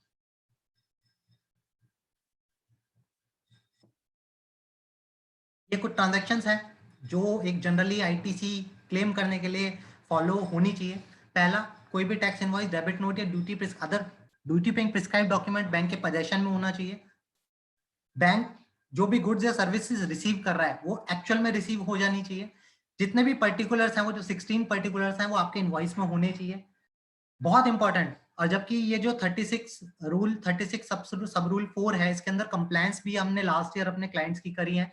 जितना भी 2A में रिफ्लेक्ट हो रहा है और जितना मैं क्लेम कर रहा हूँ उसके बीच में कुछ टाइम पे 20% है, कुछ टाइम बाद ये 10% हो गया, तो we have to check the compliance also कि आपके 2A में कितना रिफ्लेक्ट हो रहा है। तो 2A भी जनरली आपको मिलेगा नहीं, तो जो भी आप रिपोर्ट करेंगे उसमें पॉइंट्स बना सकते हैं, इन बुलेट पॉइंट्स के अंदर आप अपना डिस्क्लेमर दे सकते हैं कि हमें ये चीज नहीं मिली है, तो we can not certify, we can not comment whether the bank has complied with rule 36 or 4 and of course rule 16 and 17 also। जितना भी आईटीसी लिया है, क्या बैंक ने 3B के अंदर टाइमली ले लिया है, क्योंकि आपको पता है कि जैसे ही फाइनेंशियल ईयर क्लोज होता है विद इन 180 डेज वो बैंक को क्लेम करना चाहिए। अगर 180 डेज के बाद में क्लेम करता है तो एलिजिबल नहीं होता। कोई गुड्स या सर्विसेज ऐसा नहीं है सबसेक्शन 5 में कवर हो, जनरली एम्प्लॉय के जो खाने पीने की चीजें आती हैं वो जनरली उस पर हमें क्रेडिट नहीं मिलता, तो वी हैव टू चेक कि अगर आईटीसी लग गया है तो क्या बैंक ने आईटीसी अवेल तो नहीं कर लिया उसके ऊपर, चेक करना चाहिए हम लोगों को ये भी। पेमेंट और रिटर्न फाइलिंग सब हमें डेट्स पता है सारी की सारी, but again the same thing, we can not comment, क्योंकि बैंक से हमें डॉक्यूमेंट ही नहीं मिलता, ना रिटर्न मिलती, ना एक्नॉलेजमेंट डेट मिलती, ना एक्नॉलेजमेंट नंबर मिलता, ना चालान मिलता, we can not comment whether the bank is dealing. But suppose management दे देता है या जेडो या आरओ आपको प्रोवाइड करा देता है, तो प्लीज चेक कर लीजिएगा क्या वो 20 तारीख तक रिटर्न गई है या नहीं गई है। ये भी हो सकता है कि रिटर्न में कई सारे लैप्सेस हो सकता है काफी टाइम से बैंक की रिटर्न ही ना जा रही है, ये भी हो सकता है। तो उस केस में आईटीसी पे इम्पैक्ट पड़ेगा कि आईटीसी ऐसा तो नहीं है कि लैप्स हो गया हो। इंटरेस्ट बहुत इंपॉर्टेंट है यहाँ पे, इसके लिए एमओसी भी बन सकते हैं कि जितना भी डिले के साथ में आपने जमा किया है टैक्स, उस पर इंटरेस्ट के साथ जमा किया है। इंटरेस्ट रेट जनरली 18/24% है, चेक कर लीजिएगा। बहुत सारी रिटर्न्स बैंक को भरनी पड़ती हैं, आप रिटर्न की भी चेकलिस्ट बना लीजिएगा कि हमें ये रिटर्न चाहिए। कौन कौन से रिटर्न है? GST 1 outward supply, 3B monthly summary, GST 6 कई सारे बैंक आईएसडी में भी रजिस्टर्ड होते हैं as an input service distributor, तो चेक कर लीजिएगा। ब्रांचेस जनरली इसके अंदर कवर नहीं होंगी, तो जो कि ये जो लिया जाएगा वो आरओ लेवल पे लिया जाएगा, तो यहाँ पे इससे 6 से बच सकते हैं, बट स्टिल आप क्लेम कर लीजिएगा अगर कुछ है तो। जीएसटी 7 बहुत इंपॉर्टेंट टीडीएस के कंप्लायंस के लिए। जीएसटी 9 एनुअल रिटर्न, वो आपको फाइनेंशियल अगर आप 19-20 का ऑडिट कर रहे हैं तो ये आपको 18-19 का मांगना पड़ेगा। 18-19 की जीएसटी 9 और 9C चली गई है या नहीं चली गई है। 17-18 की भी जैसे लास्ट डेट एक्सटेंड होगी तो आप 17-18 का भी रिटर्न आप मांग सकते हैं। और अगर डिले के साथ रिटर्न की है तो वो लेट फीस के साथ डिपॉजिट, इंटरेस्ट के साथ डिपॉजिट हुई है नहीं है, उसका भी आप एमओसी क्रिएट कर सकते हैं, कंटीजेंट लायबिलिटी में उसको दिखा सकते हैं। बहुत इंपॉर्टेंट, जिसकी कंप्लायंस नहीं होती है सेक्शन 51 ऑफ सीजीएसटी एक्ट जाने से पहले पढ़ लीजिएगा, नोटिफिकेशन नंबर 50/2018। क्या कहता है ये सेक्शन? यहाँ पे अच्छा पहले तो हमें ये समझने की जरूरत है, दो तरह के बैंक है हमारे पास में, रादर 2 से भी ज्यादा है। एक तो पब्लिक सेक्टर बैंक है जहाँ पे गवर्नमेंट की इक्विटी होल्डिंग 51% से ज्यादा है। दूसरे प्राइवेट बैंक है जहाँ पे गवर्नमेंट की होल्डिंग नहीं है तो भी 51% से कम है। तीसरा होगा प्राइवेट एनबीएफसी। तो ये जो अप्लाई होगा सिर्फ पब्लिक सेक्टर बैंक्स पे जहाँ पे गवर्नमेंट की इक्विटी होल्डिंग 51% से ज्यादा है, सिर्फ उन्हीं बैंकों पे एप्लीकेबल होगा, अदर बैंकों पे एनबीएफसी पे एप्लीकेबल नहीं होगा। व्हाट दिस सेक्शन सेज, ये सेक्शन कहता है if bank is making payment to a particular person where the consideration value under a contract exceed 2.5 lakh rupees, then bank is liable to deduct TDS at the rate of 2%, 1% CGST, 1% SGST or 2% IGST as the case may be on while making the payment to that person। ये बड़ा clear rule है। अगर कोई person, कोई vendor है जो मेरे को पूरे साल में पेमेंट कर रहा है, हो सकता है रेंट आप ले रहे हैं, पे कर रहे हैं, रेंट सिक्योरिटी गार्ड को आप पे कर रहे हैं, आप चेक कर लीजिएगा। अच्छा इसमें साल नहीं देखना, इसमें आपको कॉन्ट्रैक्ट देखना है। अगर वो कॉन्ट्रैक्ट 5 ईयर्स का है, कई बार क्या हो सकता है बैंक में हो सकता है रेंट जो वैल्यू है 10,000 रुपए की हो, या और सपोज 10,000 से भी कम की हो, पूरे साल में 1,20,000 रुपए हुआ, अपेरेंटली हमें टीडीएस काटने की जरूरत नहीं है। बट इस सेक्शन के हिसाब से हमें ईयर नहीं देखना, हमें साल नहीं देखना। What we have to check, we have to check the contract. अगर मेरे पास उस लैंडलॉर्ड के साथ में कॉन्ट्रैक्ट 5 ईयर्स के लिए हुआ है तो कितना वैल्यू हो गया मेरा? 10,000 इंटू 12, 1,20,000 इंटू 5, 6 लाख। वो कॉन्ट्रैक्ट जो है मेरा, वो जो कॉन्ट्रैक्ट है 6 लाख कंसिडरेशन है, तो इस पे जो भी मेरा टीडीएस बनेगा मेरे को काटना ही पड़ेगा, because the consideration in a contract tax is 2.5 lakh. या आपको नॉन कंप्लायंस डेफिनेटली देखने को मिलेंगी। जो भी बैंक टीडीएस कलेक्ट कर रहा है, जहां पे कंप्लायंस हो रही है, टीडीएस कलेक्ट हो रहा है, तो आपको चेक कर लेना कि 10 तारीख तक, मंथ एंड के नेक्स्ट 10 तारीख तक क्या वो बैंक टीडीएस जो कलेक्ट किया वो डिपॉजिट करा रहा है। इसी तरह से जीएसटीआर 7 जाती है टीडीएस के लिए, क्या वो रिटर्न बैंक टाइमली फाइल कर रहा है या नहीं कर रहा है, देख लीजिएगा। और इंपॉर्टेंटली कोई भी डिले है तो 18% इंटरेस्ट के साथ में ही जमा होगा। उससे अगर इंटरेस्ट बाई चांस नहीं जमा है तो आप उसकी भी नॉन कंप्लायंस कर सकते हैं। इस केस में आपको एमओसी मिल सकती है, बहुत इंपॉर्टेंट पॉइंट है ये वाला। और अच्छा इंपॉर्टेंट चीज ये भी है, अगर आपको कोई भी किसी भी तरह की कोई भी प्रॉब्लम आ रही है इसके कंप्लायंस में, मैनेजर कुछ आर्ग्यू कर रहा है, आप तुरंत अपने सेंट्रल स्टेचुटरी ऑडिटर को फोन मिला लीजिए, उनसे डिस्कस कर लीजिए, क्योंकि फिर आपके लिए तो एक ही ब्रांच है या 2 या 3 ब्रांच हो, सेंट्रल स्टेचुटरी ऑडिटर के लिए पूरा बैंक हो जाएगा और इतनी इंपॉर्टेंट कंप्लायंस हो जाएगी, तो बड़ा इंपॉर्टेंटली इसको चेक कीजिएगा। लेट फीस है यहाँ पे 200 रुपए पर डे की लेट फीस है, अगर बैंक टाइमली इसको रिटर्न को सबमिट नहीं करता है तो। इंपॉर्टेंटली जीएसटीआर 7A, जैसे इनकम टैक्स में टीडीएस सर्टिफिकेट इशू होते हैं वैसे जीएसटी के अंदर भी इशू होते हैं। ये 5 दिनों के अंदर अंदर हो जाना चाहिए, मंथ एंड के नेक्स्ट, मतलब 10th अगर डेट है रिटर्न फाइलिंग की तो नेक्स्ट 5 डेज यानी 15 तक, मंथ एंड से 15 तक ये मैं अपने सारे वेंडर को जीएसटीआर 7A इशू कर देना चाहिए। प्रैक्टिकली बहुत डिफिकल्ट है क्योंकि ये 7A तभी इशू कर सकता है जब सामने वाले वेंडर ने आपने पोर्टल के ऊपर जाके आपने जो टीडीएस उसका काटा है उस ट्रांजैक्शन को एक्सेप्ट कर लिया। जनरली कंप्लायंस नहीं होता, वेंडर नहीं करते हैं, लेकिन बैंक की स्टिल लायबिलिटी वेव ऑफ नहीं होती। हालांकि जीएसटी अमेंडमेंट एक्ट 2020 में गवर्नमेंट ने हटा लिया है कंप्लायंस, बट 18, 19, 1920 के अंदर तो रहेगी है। तो आप चेक कर लीजिएगा, 7 ने नहीं छुआ तो उसके ऊपर भी फिर लेट फीस बनेगी 200 पड़ेगी, 100 सीजीएसटी एक्ट में, 100 एचजीएसटी एक्ट में। तो बड़ी इंपॉर्टेंट नॉन कंप्लायंस, बड़ी इंपॉर्टेंट एमओसी का पार्ट बन जाएगा यहाँ पे। तो this is the all about my presentation. 1 घंटा जो मिला था मेरे को, मैंने उसमें कोशिश करी। यहाँ पे एट द एंड मैंने एक चेकलिस्ट एक बना दिया है जो आप बैंक मैनेजर को भेज सकते हैं, अपने आर्टिकल्स के साथ में शेयर कर सकते हैं। क्या वो चेकलिस्ट है जिसके साथ आप कंप्लायंस चेक कर सकते हैं? पहला, whether the registration person whether the bank has availed the input tax credit, क्या प्रॉपर्ली बैंक ने अवेल किया इनपुट टैक्स क्रेडिट, इनपुट पे, कैपिटल गुड्स पे, इनपुट सर्विसेज पे? क्या जीएसटी प्रॉपर्ली हर सर्विसेज पे चार्ज हो रहा है? अच्छा, कई बार क्या होता है, इंटर बैंक ट्रांजैक्शन भी होती है। सपोज मेरे पास एक ब्रांच मेरी गाजियाबाद के अंदर है, दूसरी ब्रांच मेरी सपोज लेट्स से गाजियाबाद में कोई दूसरी ब्रांच है, या और उसी स्टेट में कोई दूसरी ब्रांच है। बैंक अगर बैंक ट्रांजैक्शन कर रहा है तो क्या उस पर जीएसटी लगेगा या नहीं लगेगा, क्योंकि ट्रांजैक्शन सेम है। या सपोज मैं गाजियाबाद में हूँ, दूसरी ब्रांच मेरी दिल्ली में है, या मेरा जेडो दिल्ली के अंदर है और मेरी ब्रांच गुड़गांव के अंदर है, तो क्या जो अगर जेडो कोई सर्विस दे रहा है अपनी ब्रांच को और उससे कोई चार्ज कलेक्ट कर रहा है, तो प्लीज टेक नोट, वहां पे जीएसटी चार्ज करना पड़ेगा जेडो को। और इसी तरह से ब्रांच अगर कोई सर्विस दे रहा है जेडो को, उस पर कोई चार्जेस ले रहा है, तो आपको मेक श्योर कि उस पर जीएसटी लगाया हो। ये भी एक चेकलिस्ट आप बना लीजिएगा इसको। टाइमली रिटर्न अपनी फाइल कर रहा है, जो भी एप्लीकेबल रिटर्न है मैंने पीछे पीपीटी में दे दिया, कितनी रिटर्न्स फाइल करनी है बैंक को, क्या वो टाइमली सबमिट हो रही है, जीएसटी का क्या टाइमली पेमेंट हो रहा है। जो भी बैंक ने कैपिटल गुड्स खरीदा है, अब आपको पता है कैपिटल गुड्स पे बैंक डेप्रिसिएशन क्लेम करेगा, तो मेक श्योर को जो आईटीसी वाला पार्ट है उस पे बैंक डेप्रिसिएशन क्लेम ना करे, क्योंकि रूल सेक्शन 32 क्या कहता है, अगर आईटीसी को भी कॉस्ट ऑफ कैपिटल गुड्स मान लेंगे, आईटीसी वाले पार्ट पे भी अगर आप डेप्रिसिएशन क्लेम करेंगे तो आपको उसका आईटीसी का क्रेडिट नहीं मिलेगा। So you have to check क्या बैंक ने आईटीसी क्लेम किया है या फिर आईटीसी पे डेप्रिसिएशन क्लेम किया है। ये इंपॉर्टेंट चेकलिस्ट है। जो भी बैंक ने कैपिटल गुड्स खरीदे हैं, ज्यादा तो होते नहीं, आप पूरी लिस्ट मांग लीजिएगा और चेक कर लीजिएगा इसको। सेक्शन 9(3) रिवर्स चार्ज की कंप्लायंस है, तो आप लिस्ट है, कुछ स्पॉन्सरशिप है, जीटीए मैंने कवर करा था, लीगल सर्विसेज, सिक्योरिटी, पर्सनल, तो क्या बैंक ने अपने सारे के सारे जीएसटी जमा कर रहे हैं, उस पर नहीं किए। बैंक अगर कोई इंपोर्ट ऑफ सर्विस कर रहा है तो क्या उस पर जीएसटी जमा है या नहीं जमा है। सेक्शन 6 जो रूल्स हैं जीएसटी डॉक्यूमेंट्स रूल के, रूल 31 है, क्या सारे के सारे पर्टिकुलर जो बैंक इशू इनवॉइस कर रहा है और जो बैंक को इनवॉइस आ रहे हैं आईटीसी वाले, तो क्या सारे के सारे पर्टिकुलर उस पर मेंशन है।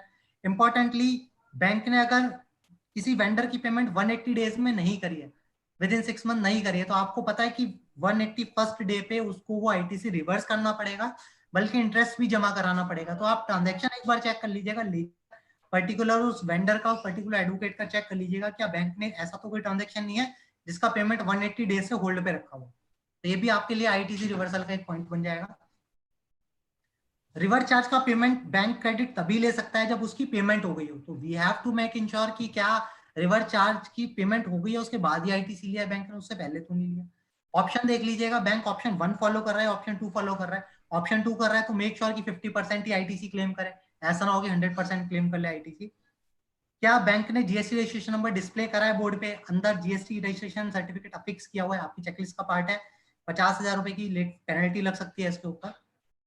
और क्या एचओ ने, जेडओ ने, आरओ ने as a service, as a input service distributor अगर कोई लिया हुआ है अपना रजिस्ट्रेशन, तो क्या बैंक उस पर प्रॉपरली सर्विस, उस पर प्रॉपरली आईटीसी डिस्ट्रीब्यूट कर रहा है, प्रॉपर अपने रिटर्नों के अंदर शो कर रहा है। तो ये भी एक इंपॉर्टेंट पॉइंट है चेकलिस्ट का। आपकी रिटर्न्स रेगुलर फाइल हो रही है नहीं हो रही है, आईएसडी वो पे चेक कर लीजिएगा। बैंक के पास में प्रॉपर इनपुट सर्विस डिस्ट्रीब्यूटर के इनवॉइसेस इशू हो रहे हैं नहीं हो रहे हैं। बैंक सारे के सारे डॉक्यूमेंट पे अपने जो भी सर्विसेज दे रहा है उस पे सारे प्रॉपर जीएसटी नंबर मेंशन होने चाहिए हर स्टेटमेंट पे, हर चालान पे, लेकिन वो जनरली हम देखते हैं कि होता ही नहीं है। उसके ऊपर भी पेनल्टी के प्रोविजंस अप्लाई हो जाते हैं, वो भी आप अपनी ऑब्जर्वेशन का पार्ट बना सकते हैं। बैंक रूल 56 के हिसाब से अपने पास रिकॉर्ड रखता है नहीं रखता, जनरली ये कंप्लाइन करता है बैंक, क्योंकि जो और भी बैंक के जो डॉक्यूमेंट्स होते हैं स्टोर रूम में वो होते हैं, बट फिर भी आप टेस्ट चेक बेसिस पे कह सकते हैं कि भाई पिछले साल का कोई इनवॉइस आप निकाल के दिखाओ उसको, आप चाहें तो ये चेक कर सकते हैं, तो उससे आपकी कंप्लायंस भी चेक हो सकता है। नेक्स्ट, टीडीएस का क्या बैंक ने कंप्लायंस किया है, तो बैंक से आप एक लिस्ट ले लीजिएगा कि आपने पूरे साल में से कौन कौन से पर्सन है जिसके साथ में बैंक के कॉन्ट्रैक्ट है, रेंट का या जो भी चीजें, या कोई एडवोकेट है, और उसके बाद में चेक कर लीजिएगा कि वो एग्रीमेंट से कितने टर्म का वो कॉन्ट्रैक्ट था, कितना कंसिडरेशन अमाउंट था। उसके बाद चेक कर लीजिएगा क्या बैंक ने जीएसटी का टीडीएस काटा है 2% या नहीं काटा है। काटा है तो उसको जमा किया है टाइम पे, क्या उसके रिटर्न टाइम पे कंप्लायंस की हुई है नहीं की हुई है। इंपॉर्टेंटली क्या कोई बैंक को जीएसटी डिपार्टमेंट से during the month, during the year कोई भी नोटिस आया है किसी भी तरह की कंप्लायंस का? आया है तो क्या बैंक ने उसकी कंप्लायंस करी है? नोटिस के अंदर किस तरह की लायबिलिटी अलीज है? बैंक क्या इस पर अपील कर रहा है या क्या बैंक इस पे जमा करा रहा है? क्या ये liability as a contingent liability में फाइनेंशियल्स में शो हो रखी है नहीं हो रखी है? ये भी आप उससे चेक कर सकते हैं। तो ये भी चेकलिस्ट का पार्ट बनाइएगा, जो आप एंगेजमेंट लेटर होगा और बैंक को जो भी चेकलिस्ट भेजेंगे उसमें लिखिएगा कि क्या आपको कोई during the year notice issue हुआ है नहीं हुआ। इसके अलावा बैंकिंग से रिलेटेड बहुत सारे एफएक्यूज सीबीआईसी ने इशू कर रखे हैं इसी पर्टिकुलर इंडस्ट्री को लेकर। 27 दिसंबर 2018 को मैंने पीपीटी में लिंक भी दे दिया उसका, आप चाहे तो इस लिंक के साथ में उसको एफएक्यूज भी पढ़ सकते हैं। तो हो सकता है आपके कई सारे एफएक्यूज वहां से क्लियर हो जाए, आपके कुछ डाउट्स जो है क्लियर हो जाए। So thank you so much for patience listening. I have tried my best to comply all the provision at a place in this PPT to be compliant by a bank for conducting bank branch audit, and as an auditor हमारी responsibility बड़ी important कि हमारी observation proper होनी चाहिए, report हमारी proper होनी चाहिए। नहीं मिल रहा है तो जनरली हम क्लीन रिपोर्ट देके आते हैं, बट कई सारे प्रोविजंस जीएसटी के हैं इंक्लूडिंग रादर टैक्स ऑडिट के भी हैं जिसके डॉक्यूमेंट ना तो हम मांगते ना हम लेते, क्योंकि बड़ा इग्नोरेंट पार्ट रहता है। तो हम अपने रिपोर्ट भी क्लीन देके आते हैं, जबकि कल को कोई भी अगर आपसे पूछ लेगा और हमें अपेरेंटली पता होता है तो हमें पास रिप्लाई नहीं होता कोई भी उस चीज का। तो we have to make ensure कि हमारी रिपोर्ट में इन रिलेटेड बाकी ट्रांजेक्शंस मिल रही है वेल एंड गुड, नहीं मिल रही तो कम से कम इन ट्रांजेक्शन के साथ में अपने रिपोर्ट में हम disclaimer of opinion in matters से रिलेटेड जरूर देखें। This is my humble submission and stay safe, stay healthy. सबसे रिक्वेस्ट है, मोदी जी ने जो लॉकडाउन किया है, it's a tough situation for us, thanks to Sangam ji and Deepak Gupta ji, ये हमें एंटरटेन कर रहे हैं, एंटरटेन भी इतने अच्छे तरीके से कर रहे हैं कि हमारी नॉलेज एनहांस हो रही है और इतने इंपॉर्टेंट इंटरेस्टिंग टॉपिक रखे हुए हैं इन लोगों ने। और थैंक यू, इसी तरह से इन लोगों को इसी तरह से अपना प्यार आशीर्वाद देके रखिए, बड़ा अच्छा काम कर रहे हैं। यही चीज आपके जो जितने भी व्यूअर्स हैं, this is the real motivation for any organiser. यही बूस्टअप है, वो आपसे किसी तरह की कोई चार्ज नहीं करे, कोई एक्सपेक्टेशन नहीं करे, लेकिन एक फीडबैक अगर आप दे देंगे स्पीकर्स को या इन लोगों को तो इनके लिए वही मोरल बूस्टर का काम करता है। सभी से रिक्वेस्ट, अपना फीडबैक चाहे अच्छा हो चाहे बुरा हो सकता है कोई चीज आपको अच्छी ना लगी हो या कोई चीज है जो आप कैरी ऑन करना चाहते हैं, तो my request to please give their humble suggestion, humble feedback to all of them. Now I would like to hand over to someone. Thank you, Vinit ji. Thank you very much for your beautiful deliberation. अगर विनीत जी एक बात बताइए, अगर इतना सब कुछ हम GST में चेक करेंगे तो जीएसटी ऑडिटर क्या करेगा सर बैंक के लिए? Sir GST again the same thing, क्योंकि मेरी लायबिलिटी बनती है यहाँ पे। प्रॉब्लम ये है कि मैं कह रहा हूँ मत करो, हमें तो इसमें बहुत सारे डॉक्यूमेंट्स मिलेंगे नहीं प्रैक्टिकली आपको, लेकिन चक्कर क्या बाकी जगह ब्रांच में ये भी बोल देता है कि तो ये तो एचओ से होता है, अगर जैसे जीएसटी के लेजर में कुछ दिक्कत होती है और कुछ होती है। बिल्कुल होता है सर, मैं तो मना ही नहीं कर रहा उस चीज को। मैंने क्या कहा, हमारी कई सारी चीजें बैंक का आप जब एडवांस करने के लिए जाएंगे ना ऑडिट, कई सारे बैंक फिर वही चीज कहते हैं कि जी सब सीबीएस में इनबिल्ट है, हमें नहीं पता, आरओ से बैंक का तो काम है, मैनेजर का इट्स काम। लेकिन हमें तो पता होना चाहिए ना कि क्या बैंक में एक्चुअल में कुछ रिटर्न फाइलिंग के बाद में कुछ आ रहा है नहीं आ रहा, हमें पता भी नहीं होता, हम चेक भी नहीं कर सकते। इस बार कम से कम इस सेमिनार को जितने लोगों ने सुना है, कम से कम एक स्टेप लेंगे ना, वो बहुत सारी क्वेरी डेफिनेटली मिलेंगी। अगर आपने 1 घंटा लगा दिया ना, 2 घंटा लगा दिया जब जीएसटी कंप्लायंस को चेक करने के, डेफिनेटली आपकी एमओसी बन जाएगी और आपका डिस्क्लेमर ऑफ ओपिनियन आपको मिल जाएगा, तो कम से कम क्लीन रिपोर्ट मिल जाएगी। और जो बैंक ऑफिशियल कहते हैं बैंकों की जी हमारी क्लीन एमओसी आती है, हमारे पास सब कुछ ठीक है, ऑडिट की रिक्वायरमेंट नहीं है, अभी तो 20 करोड़ लिमिट कर दिया, धीरे 50 भी हो जाएगी अगर हमने अपनी रिपोर्ट के अंदर वैल्यू एडिशन देना चालू नहीं किया तो। और ये जो वैल्यू एडिशन बैंक के लिए इंपॉर्टेंट है, बैंक को भी पता चलेगा क्या क्या नॉन कंप्लायंस हो रहे हैं। ये आपका कुछ ऑब्जर्वेशन ऐसा हो सकता है जो all over through out the bank को एप्लीकेबल ना हो, तो कितनी अच्छी कंप्लायंस आपने करी तो आप बैंक के ऊपर इंप्रेशन क्या पड़ेगा आपका, वो भी आप सोचिए। So many things are there, नहीं है तो कोई बात नहीं, आप डिस्क्लेमर दे दीजिए। वेल एग्री, बिल्कुल एग्री विद यू। मुझे एक बात क्लैरिफाई कीजिए, कुछ बैंक क्या करते हैं कि इंटरप्ले करते हैं पीनल चार्जेस के अंदर और एडिशनल इंटरेस्ट के अंदर, because as per my knowledge additional interest पे जीएसटी नहीं लगता, पीनल इंटरेस्ट पे, पीनल चार्जेस पे जीएसटी लगता है। तो सपोज सैंक्शन लेटर वो कहते हैं कि आपको स्टॉक रिपोर्ट देनी है आपको या फिर ऑडिट करवाना है, अगर नहीं करवाया तो आपको एडिशनल इंटरेस्ट देना पड़ेगा। उससे क्या होता है, वो जीएसटी से बच जाते हैं बेसिकली, तो इट इज लीगल। नहीं सर, देखिए कोई अगर लॉ ने है ना टर्मिनोलॉजी, आप लॉ के अंदर टर्मिनोलॉजी यूज करके बच नहीं सकते, आपको नेचर देखना पड़ेगा, ट्रांजैक्शन का नेचर क्या है। वो जो एडिशनल इंटरेस्ट कह लो, पीनल इंटरेस्ट कह लो, या कई बार और दूसरे नाम भी हो सकते हैं उस पर्टिकुलर ट्रांजैक्शन के। तो नेचर ऑफ ट्रांजैक्शन क्या है, वो लेट फीस है, nothing but a late fee charge by bank, और वो सेक्शन 15 सबसेक्शन क्लॉज डी में कवर हो जाता है। विनीत एक्चुअली वो क्या होता है, सपोज करो मैंने कोई सीसी लिमिट ले रखी है, उस पे 10% रेट ऑफ इंटरेस्ट है, अगर मैंने अपना ऑडिट नहीं करवाया 2 साल में 3 साल में एक बार, तो फिर 11% हो जाता है बेसिकली। तो they are saying this not penal interest, this is additional interest. वो एडिशनल इंटरेस्ट बोल के उस पे जीएसटी नहीं पे करते उसके ऊपर। सर कोई बात नहीं, आप बस उनको ये पूछ लीजिए ये एडिशनल इंटरेस्ट क्यों लग रहा है। उनका सैंक्शन लेटर बोल रहा है कि अगर आप डिफॉल्ट करोगे तो ये एडिशनल इंटरेस्ट लगेगा। एग्जेम्प्टेड है, किस पे एग्जेम्प्टेड है, लोन और एडवांसेस पे, जबकि ये लोन इंटरेस्ट लोन पे तो है ही नहीं, क्योंकि पीनल इंटरेस्ट की ना आप जब भी देखेंगे एक लिमिट होती है, सर्टेन लिमिट होती है जो रिलेट करती है एडवांसेस से। दिस इज और आपके पास एज एन ऑडिटर पूरा राइट। एमओसी भी दो तरह की होती है, जहाँ पे मैनेजर एग्री कर रहा है, जहाँ पे मैनेजर एग्री नहीं कर रहा है। आप एमओसी देखे ये ना नहीं साइन करता मैनेजर, कोई बात नहीं, आपके हिसाब से देखें ये डेफिनेटली जीएसटी के लिए चार्जेबल है 100%। कभी भी जीएसटी की कंप्लायंस होगी बैंक की तो जीएसटी डिपार्टमेंट चालू चाहेगा इस पे, 100% चाहेगा। Okay. So, Vinny, there are some questions from our viewers also. So, we are taking the question one by one. ठीक, मैं देख लेता हूँ क्वेश्चन, मैंने टेक्स्ट चैट बॉक्स खोल लिया है और आप मैं देख लीजिए। we will allow participants to speak if they want to speak and they can ask question. Otherwise we can reply by the chat. Virendra Gupta ji का है, विनीत जी लिखा है खाली, GST is being controlled at Suhas Basu ji ने हैंड रेज किया है। Suhas ji, you can ask your query.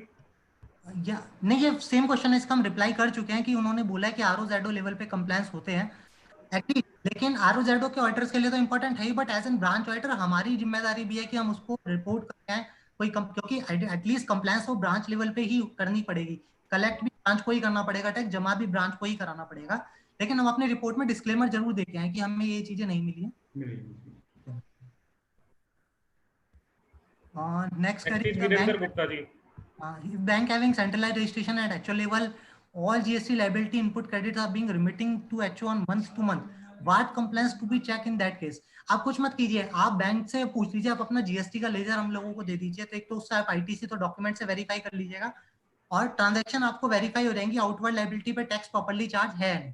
HO directly remit करते हैं, कोई प्रॉब्लम नहीं है। प्रॉब्लम हमें देखना क्या है, जो भी कलेक्ट किया है टैक्स वो टाइमली डिपॉजिट हो जाना चाहिए, जो भी आईटीसी हमने क्लेम किया है वो प्रॉपर होना चाहिए, बस इतनी कंप्लायंस हमें चेक करनी है, बहुत ज्यादा डेप्थ में नहीं जाना है।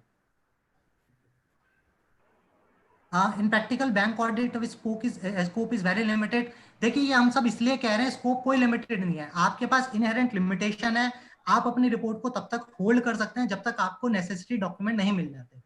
आप आरओ में भी बात कर सकते हैं, जेडओ में भी बात कर सकते हैं, उनसे मेल ले सकते हैं, और अगर मैंने दोबारा बोला मिलता है document, well and good.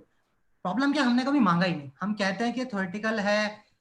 Question है कि हमने कभी मांगने की कोशिश की आज तक, सर्विस टैक्स भी था इतने जमाने से चल रहा है, हमने कभी नहीं मांगा, प्रैक्टिकली हम लोग भी नहीं मांगते। तो अब तो हम इनडायरेक्ट टैक्स पढ़ने लगे, डायरेक्ट टैक्स पढ़ने लगे, तब समझ में आएगा कितनी इंपॉर्टेंट कंप्लायंस है। तो हम मांगे, नहीं मिल रहा है, बहुत अच्छी बात है, डिस्क्लेमर जरूर दे दें अपनी रिपोर्ट के अंदर। क्यों हम मांगते नहीं है और रिपोर्ट भी डिस्क्लेम नहीं करके आ रहे हैं, तो इसका मतलब क्या, इसका मतलब तो सब कुछ ठीक है और आपने चेक ही नहीं करी, तो how can you say whether everything is alright.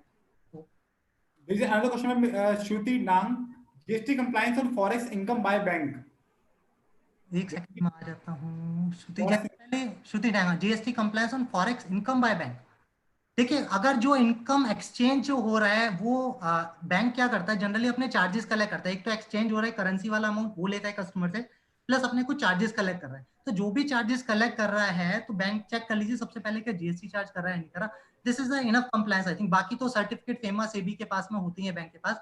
Income tax में जरूर एक नया कंप्लायंस आया, बट वो इनकम टैक्स का पार्ट है इसी बजट में कि आपको कुछ कलेक्ट करना, वो भी उनके लिए है खाली जो मनी एक्सचेंज करते हैं उनके लिए, तो वो अभी हम डिस्कस नहीं करते। चार्ज होना चाहिए। और अच्छा, ऑप्शन 1 ऑप्शन 2 दो ऑप्शन है बैंक के पास में जीएसटी चार्ज करने के लिए, तो वी हैव टू चेक। ऐसा तो नहीं है बैंक शुरू के 6 महीने ऑप्शन 1 पे गया हो और बाद के 6 महीने में ऑप्शन 2 पे आ गया हो, ये नहीं होना चाहिए। जो भी ऑप्शन सेलेक्ट किया पूरे साल में सेम होना चाहिए। आप इतना कंप्लायंस बस चेक कर लीजिए। There is another question from Mr. Anil Mittal. If bank forgets to take ITC input of any expense, where to mention it in LFR or how to mention? Sir इसमें दो चीजें हैं। आप LFR के अंदर other points आते हैं आपके, आप उसमें वहां पे मेंशन कर सकते हैं और उसमें दे सकते हैं कि बैंक ने इतने का आईटीसी क्रेडिट नहीं लिया। एमओसी इस पे नहीं बनेगी क्योंकि ये तो बैंक का प्रीरोगेटिव है कि वो आईटीसी ले या ना ले। हो सकता है ले, हो सकता है नहीं ले, तो पीएनएल के अंदर हिट कर जाएगी चीज। लेकिन आप अपना सजेशन जरूर देके जाइए कि ऑब्जर्व की इतनी सारी चीजों पे बैंक ने आईटीसी नहीं है, बैंक का इतना रुपए का नुकसान हुआ, तो this is nothing but a kind of revenue leakage as far as expenses is concern, तो बैंक को यहाँ पे फायदा मिल जाएगा। ओके, यार में अदर पॉइंट में आप दे सकते हैं। there is another question which is Subhas Basu. As far as forex transaction is concerned, as discussed, this is relevant for audit of IBD. I think it's irrelevant question. We go to the next question. It is whether GST is part of tax audit or normal audit. See, GST is GST is not a part of tax audit. We are being a statutory auditor. हम अपने clients का भी तो statutory audit करते हैं ना। हम सबसे पहले क्या चेक करते हैं उसमें? सबसे पहले सेल चेक करते हैं, क्या वो अपने रिटर्नों के साथ में मैच हो रही है। वो हम क्यों कर रहे हैं? क्योंकि हम स्टेचुटरी कंप्लायंस चेक कर रहे हैं एज एन स्टेचुटरी ऑडिटर। तो हम बैंक में क्यों नहीं कर सकते? बीइंग एन स्टेचुटरी ऑडिटर हमारी जिम्मेदारी है, जो भी provision banking regulation act, income tax act, GST act, या और भी कोई एक्ट है, फेमा से भी जो भी एक्ट है, बीइंग एन स्टेचुटरी ऑडिटर हमारी लायबिलिटी है। स्टेचुटरी वर्ड से ही क्लियर हो जाता है कि क्या बैंक सारे के सारे स्टेचुटरी प्रोविजन कंप्लाई कर रहा है या नहीं कर रहा है। It's our responsibility to check the compliance. Okay. There is another question from Mr. Deepak Kumar Jain.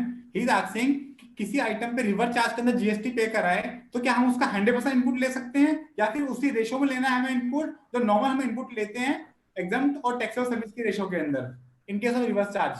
इसमें आप 100% भी ले सकते हैं और बाद में रिवर्स उसके हिसाब से भी कर सकते हैं, जो 17(2) है, रूल 17(2) के हिसाब से भी आप कर सकते हैं। बट जनरली बैंक 50% क्लेम कर लेते हैं इसके ऊपर। मेरे ख्याल से हमें इसमें ऑब्जेक्शन कुछ होना नहीं चाहिए, क्योंकि एटलीस्ट रिवर्सल तो है ही। और क्योंकि इसमें ना हमें बेसिकली कंप्लायंस को ध्यान में रखना पड़ेगा डिपार्टमेंट के पॉइंट ऑफ व्यू से, कि अगर कल को कुछ रहेगा तो डिपार्टमेंट क्या सोचेगा। रिवर्सल होगा, दैट विल बी फेयर है। रिवर्सल जरूर होना चाहिए, ऐसा ना हो कि 100% ले ले और रिवर्स ही ना कराओ किसी तरह से, दैट विल बी रॉन्ग।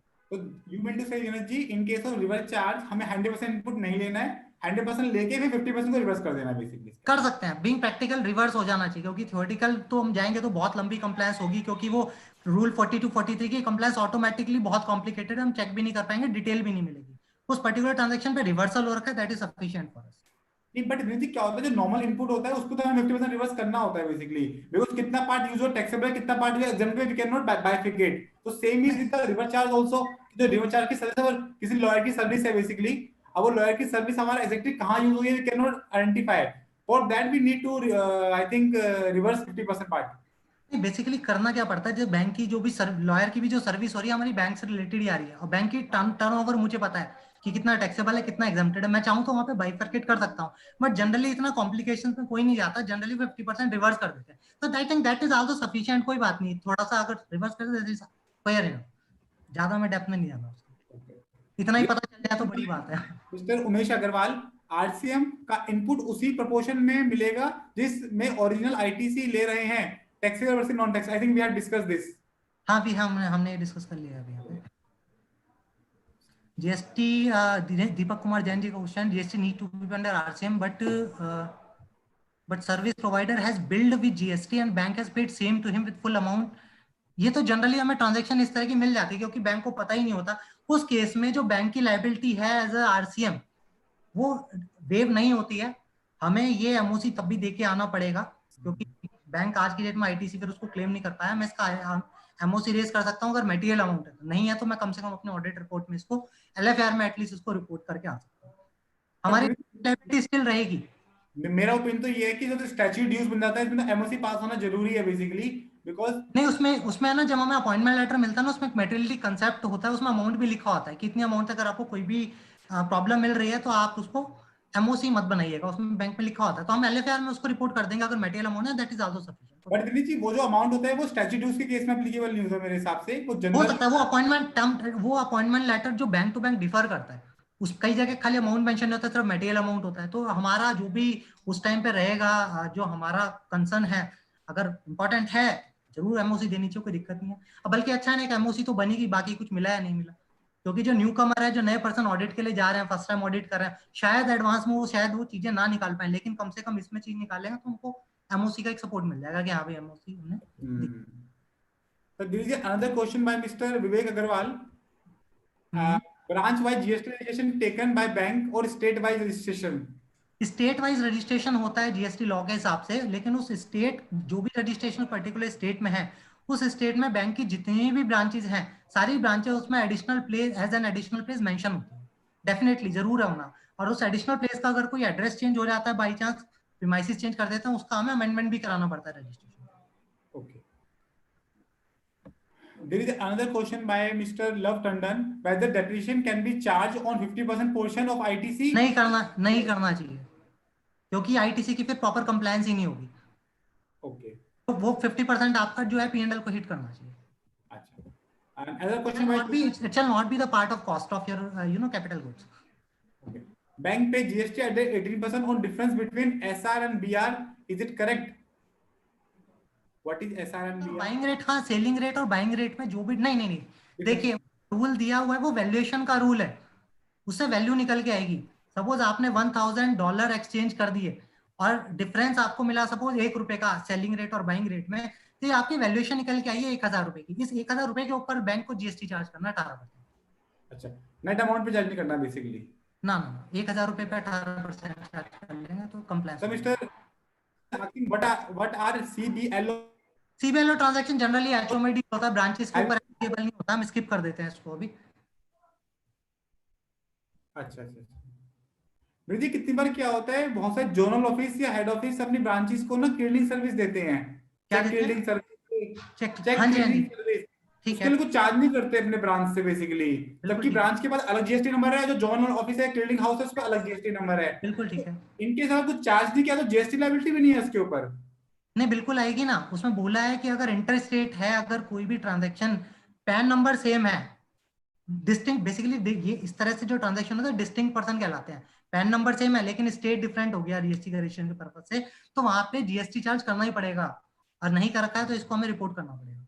और अगर सेम स्टेट है तो रिक्वायरमेंट नहीं चार्ज करने की जीएसटी? सेम स्टेट में जनरली करते नहीं है, लेकिन इंटर स्टेट जो होती है वहां पे मैंडेटरी हो जाता है चार्ज करना, क्योंकि रजिस्ट्रेशन नंबर डिफरेंट हो जाता है। सपोज दिल्ली में भी रजिस्ट्रेशन है, यूपी में भी रजिस्ट्रेशन है, यूपी टू यूपी कोई भी ट्रांजैक्शन मूव करिए फर्क नहीं पड़ता, क्योंकि आईटीसी भी मिल जाएगा और सामने वाले को और चार्ज भी कर लेगा, फर्क नहीं पड़ता। तो इसके अंदर बेसिकली हम फेयर मार्केट वैल्यू निकालेंगे उस सर्विस की, उसके बाद जीएसटी चार्ज करेंगे उसके ऊपर। बिल्कुल ठीक बात है, रिलेटेड पार्टी में फेयर वैल्यू निकालनी पड़ेगी हम लोगों को।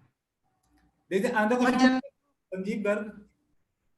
हाँ लेकिन सर सेम स्टेट में मोर देन वन रजिस्टर्ड भी मिलता है, तो उसमें वो बेसिकली तब मिल सकता है जनरली बैंक का अगर सेगमेंट अलग है कोई, सपोज एक तो नॉर्मल बैंकिंग ट्रांजैक्शन है और एक इंश्योरेंस की ट्रांजैक्शन है, तो बैंक के पास ऑप्शन है, बैंक 2 रजिस्ट्रेशन भी ले सकता है डिस्टिंक्ट, पर जनरली ऐसा होता नहीं, जनरली बैंक एक ही रजिस्ट्रेशन लेता है, क्योंकि इंश्योरेंस बैंक का बहुत ज्यादा कोई काम नहीं होता, पार्ट एंड पार्सल हो सकता है, एंसिलरी एक्टिविटीज हो सकते हैं, लेकिन मेजर वर्क नहीं होता, तो जनरली एक ही प्रैक्टिकली एक ही रजिस्ट्रेशन होता है, उसी में सारी ब्रांचेस कवर हो जाती है। If GST registration taken by state wise, then ZDO is responsible for compliance of GST. Sir देखिए ये कहना हम लोगों के लिए बड़ा मुश्किल है, क्योंकि जो हमें अपॉइंटमेंट लेटर मिलता है, या तो पे काम कर सकते हैं, जो भी आप जहां से आपको अपॉइंटमेंट लेटर मिल रहा है आप उस अथॉरिटी से पूछे कि इसके कंप्लायंस के लिए कौन रिस्पॉन्सिबल है, ठीक है ना। लेकिन एनी हाउ ट्रांजैक्शन तो ब्रांच से ही हो रही है, तो ब्रांच ने कलेक्ट, सपोज पीनल इंटरेस्ट है, पीनल इंटरेस्ट कस्टमर से चार्ज ही नहीं किया उस टाइम पे, आज अगर आप चार्ज कर रहे हो तो टाइम ऑफ सप्लाई डिले कर दिया आपने, तो इंटरेस्ट की लायबिलिटी है, वो इंटरेस्ट की लायबिलिटी किसकी है, ये जेडो नहीं चेक कर सकता, ये तो हमारे ऑडिट के टाइम पे चीजें निकल के आएंगे, ब्रांच की ही लायबिलिटी है, तो प्राइमरी रिस्पॉन्सिबिलिटी एक पर्टिकुलर ब्रांच की ही रहती है, ओवरऑल लायबिलिटी हो सकता है जेडो की हो, रिटर्न फाइलिंग करना है, जीएसटी पेमेंट करना है एक्चुअल में गवर्नमेंट को, that may be related to the ZO only, but other things तो ब्रांच के ऊपर ही एप्लीकेबल होती है, इसी वजह से हम छोड़ के भी आते हैं, इसी वजह से हम चीजों को चेक भी नहीं करते हैं। अनदर क्वेश्चन, अगर बैंक ने कोई पीपी परचेज की है, उस पर जो इनपुट है, क्या हम उसका इनपुट लेकर बाकी अमाउंट ऑफ परचेज कॉस्ट को बैलेंस शीट में दिखा सकते हैं? इनपुट है क्या उसका इनपुट, हाँ तो यही तो करना है। सपोज 1 लाख का कैपिटल गुड्स खरीदा, 18% जीएसटी लगे, 1,18,000 का बिल है, तो 1 लाख रुपए मेरा एज एन असेट जाएगी बैलेंस शीट के अंदर, 18,000 रुपए मेरा आईटीसी के अंदर चला जाएगा, और उस 18,000 में से भी 9,000 मेरा फिर पीएनएल के अंदर चला जाएगा, 50% रिवर्सल ऑफ आईटीसी। ओके, में मेरी जाएगी 1 लाख ही जाएगा cost. There is another question by Mr. Rajkumar Jain. I am auditor of SBI where tax audit is not required to be done. Well, I require to check TDS and other point relating to tax audit. See, being again the same thing, being a statutory auditor, आपकी जिम्मेदारी तो बनती है again compliance check करने की, उससे आप skip नहीं कर सकते। टैक्स ऑडिट में सिर्फ टीडीएस नहीं है, और भी बहुत सारी चीजें कवर होती हैं, लेकिन आपकी जिम्मेदारी तभी, इनकम टैक्स लॉ भी एज ए स्टेचुटरी लॉ है, आपकी जिम्मेदारी तब भी रहती है उस पॉइंट को चेक करने की, क्योंकि स्टैट्यूटरी ऑडिट है ये, और वो भी इनकम टैक्स और स्टैट्यूटरी कंप्लायंस का पार्ट है। I think, sir, all the two more questions just came. Sir, if manager giving in writing that no compliance relating to GST is done by branch, is it done by HO? So what we can we do? Sir पहली चीज तो मेरे ख्याल से ऐसा अगर है तो भी, अगर मैनेजर लिख के दे भी देता है तो भी हमारी जिम्मेदारी तो है उस पर्टिकुलर ब्रांच को लेकर उसका स्टेट्यूटरी कंप्लायंस करने की। इस केस में भी हमें डिस्क्लेमर ऑफ ओपिनियन दिया ही पड़ेगा कि हमने बैंक से ये चेकलिस्ट मांगी और बैंक ने हमें रिटर्न रिप्रेजेंटेशन में हमें ये दिया है, ये डॉक्यूमेंट दिया कि कोई भी कंप्लायंस ना, तो इसी वजह से we can not comment, we give disclaimer of our opinion related to these matters. Disclaimer दे देना चाहिए, हमें ये नहीं कहना चाहिए कि सब कुछ ठीक है। Okay. तभी होगा जब हम ट्रांजैक्शन को चेक करेंगे। Someone is asking Mr. Ram Diman, what will be GST rate on foreign exchange, currency exchange, and how it will be calculated? 18% he rate रहेगा, रेट में कोई डिफरेंस नहीं आएगा। जो रूल है वो सिर्फ वैल्यूएशन का रूल है, रेट 18% ही है उसके ऊपर। ग्रॉस पे चार्ज करना है, ग्रॉस बेसिस पे हमको GST। हाँ, ग्रॉस बेसिस पे चार्ज करना है। बेसिकली है क्या, वैल्यूएशन वैल्यू निकल के आई है पर्टिकुलर ट्रांजैक्शन की जिसपे जीएसटी चार्ज करना है हमें, तो वी शैल चार्ज 18% ऑन 1000 जो हमारे एग्जांपल में निकल के आएगा। Okay.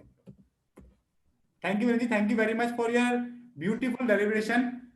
You will surprised to see you have attended around 45 questions. संगम जी अभी और क्वेश्चंस बच रहे हैं, कुछ चैट बॉक्स में भी है और आई थिंक कुछ फेसबुक पे भी है। तो चैट बॉक्स का आपने ले लिया है राजकुमार जी का, I am the auditor of SBI. Yes, we have taken. Okay, तो मैं एक दो question YouTube and Facebook, please. Facebook पे क्वेश्चन है, इन case of GST TDS the limit is 2.5 lakh, is inclusive of GST और एक्सक्लूसिव? Including GST. अगर suppose किसी की ट्रांजैक्शन 2,40,000 है उसके ऊपर जीएसटी लग के अगर वो 250 क्रॉस कर जाता है तो वो फिर लायबल हो जाएगा कंप्लायंस के लिए। ठीक है। एंड जनरली अभी कौन से बैंक है जो इसमें टीडीएस के एप्लीकेबल है? एसबीआई बैंक बेसिकली, क्योंकि वो होल्डी गवर्नमेंट बैंक है। नहीं, पब्लिक सेक्टर बैंक में 51% इक्विटी है बेसिकली। यहाँ पे ना इसमें मैंने बहुत अभी 2-3 दिन पहले ही, बल्कि मैंने खूब इनडेप्थ, एक हफ्ता 2 हफ्ता पहले बल्कि इनडेप्थ मैंने सर्च करी, इनडेप्थ मैंने एनालिसिस करे, बहुत सारी चीजें पढ़ी। बैंक बेसिकली सारे के सारे बैंक जो पब्लिक सेक्टर बने हैं सबसे पहले प्राइवेट ही थे। कौन सा बैंक 1960 के बैंकिंग रेगुलेशन उसमें बैंक ने इसको क्या करा, इसको पब्लिक सेक्टर बैंक में डाल दिया एक रेगुलेशन के थ्रू 1965 में। तो वहां से इक्विटी बैंक गवर्नमेंट के पास में आ गई। और अगर मैं लॉ का इंटेंशन देखूं तो लॉ का इंटेंशन क्या है, गवर्नमेंट वांट्स की जो भी पब्लिक डीलिंग्स है, पब्लिक सेक्टर है, वो टीडीएस काटे। रीजन जीएसटी टीडीएस लाने के पीछे एक पर्पस था, तो अगर बैंक अगर वो नहीं काटेगा तो पर्पस फेल हो जाएगा कहीं ना कहीं। तो और अच्छा, बैंक ऑफ बड़ौदा काट रहा है टीडीएस, मैंने इंक्वायरी भी किया कुछ बैंकों के अंदर, मेरे को बैंक ऑफ बड़ौदा से कंफर्मेशन मिला कि वहां पे टीडीएस की एप्लीकेबिलिटी है। तो जब बैंक ऑफ बड़ौदा में तो बाकी सब बैंकों भी इक्वली एप्लीकेबल है। तो bluntly we can say SBI including all PSU bank have to follow GST TDS provisions. या अगर जहाँ पे 51% होल्डिंग है पब्लिक सेक्टर बैंक से, सब जगह ये कंप्लायंस होना चाहिए। तो इन जनरल सब में 51% होल्डिंग होगी तो so that they are PSU bank sir, तभी तो PSU बैंक कहलाते हैं वो। तभी PSU बैंक है, एग्जैक्टली तभी PSU बैंक है। आप गूगल करके चेक भी कर सकते हैं, मैं किसी भी बैंक आप गूगल कर लेंगे ना कितनी शेयर होल्डिंग है, आ जाएगी मुझे होल्डिंग निकल के। दीपक जी ये क्वेश्चन बैंक ऑफ महाराष्ट्र मैंने चेक किया था 65% शेयर होल्डिंग गवर्नमेंट की है उसमें। ओके, इसी हमारे लिए पता करने के लिए। एक और क्वेश्चन है यहाँ पे, ये पूछ रहे हैं कि please explain the accounting of cooperative banks if proper GST software is not available. I think ये पूछना चाहते हैं कि ऑडिटर की क्या रिस्पांसिबिलिटी है अगर proper GST software is not available. Software किसकी बात कर रहे हैं, बैंक में तो सीबीएस सिस्टम होता है, सॉफ्टवेयर का मेरे ख्याल से कोई लिंक तो है नहीं यहाँ पे। I don't know.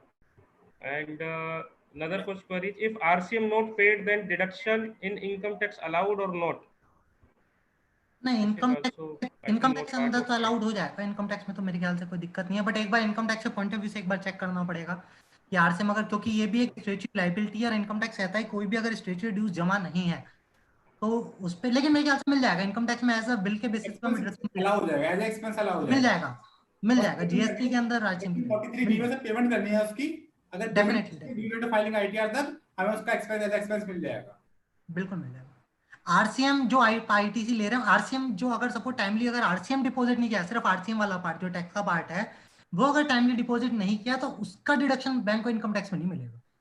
अगर टाइम के बाद में डिपॉजिट कराया, लेट डिपॉजिट कराया, क्योंकि वो जो आरसीएम वाला पार्ट है वो स्टैट्यूटरी पार्ट हो गया। स्टैट्यूटरी पार्ट ऑन और before the filing of income tax return जमा हो जाना चाहिए। अगर वो लेट जमा कराए बैंक ने तो वो जो आरसीएम वाला पार्ट है, सिर्फ आरसीएम वाला पार्ट, उसका डिडक्शन अलाउड नहीं होगा, क्योंकि बैंक क्या कर रहा है 50% अवेल करेगा एज एन आईटीसी, 50% P&L में हिट करेगा, तो जो 50% P&L के अंदर गया आरसीएम वाला पार्ट, वो फिर डिसअलाउ हो जाएगा इनकम टैक्स में। तो फेसबुक वाले सुन पा रहे हैं मेरा आंसर जो मैं दे रहा हूँ, लाइव सुन रहे हैं? Yes, हाँ they सर are सुन पा रहे हैं। listen to you. Yeah, Deepak, next question. बस सर क्वेश्चन चाहिए थे फेसबुक पे और यूट्यूब पे क्वेश्चन चाहिए थे। Vinay, we had took around 50 questions in our session. So अच्छा ले लिया हमने 50 क्वेश्चन? अराउंड 50 क्वेश्चंस ले लिया Vineet ji and it was very interactive. चलिए चलिए सर, बढ़िया लगा, इंटरेक्शन है तो आप अगर कमेंट्स देखेंगे तो इतने कमेंट्स आ रहे हैं कि very interactive section, very useful, very nice PPT and लोग पीपीटी मांग रहे हैं। अगर आप कमेंट्स देख रहे हैं तो बहुत सारे लोगों ने अप्रिशिएट करा है कि वेरी नाइस डेलिब्रेशन। चलिए सर थैंक यू। पीपीटी बनाने में तो जरूर मेहनत लगी मुझे, मैंने पूरी रात बैठ के नॉन स्टॉप बनाई, पर ठीक है अल्टीमेटली आपकी मेहनत रंग लाई, लोग पीपीटी भी मांग रहे हैं एंड सब लोगों ने थैंक यू बोला है कि वेरी नाइस डेलिब्रेशन। मैं सबसे रिक्वेस्ट भी करूंगा, कोई अगर एडवर्स रिमार्क भी होता है, कोई एडवर्स कमेंट या कोई सजेशन भी होता है तो वो भी प्लीज दिया कीजिए, दैट इज इक्वली इंपॉर्टेंट।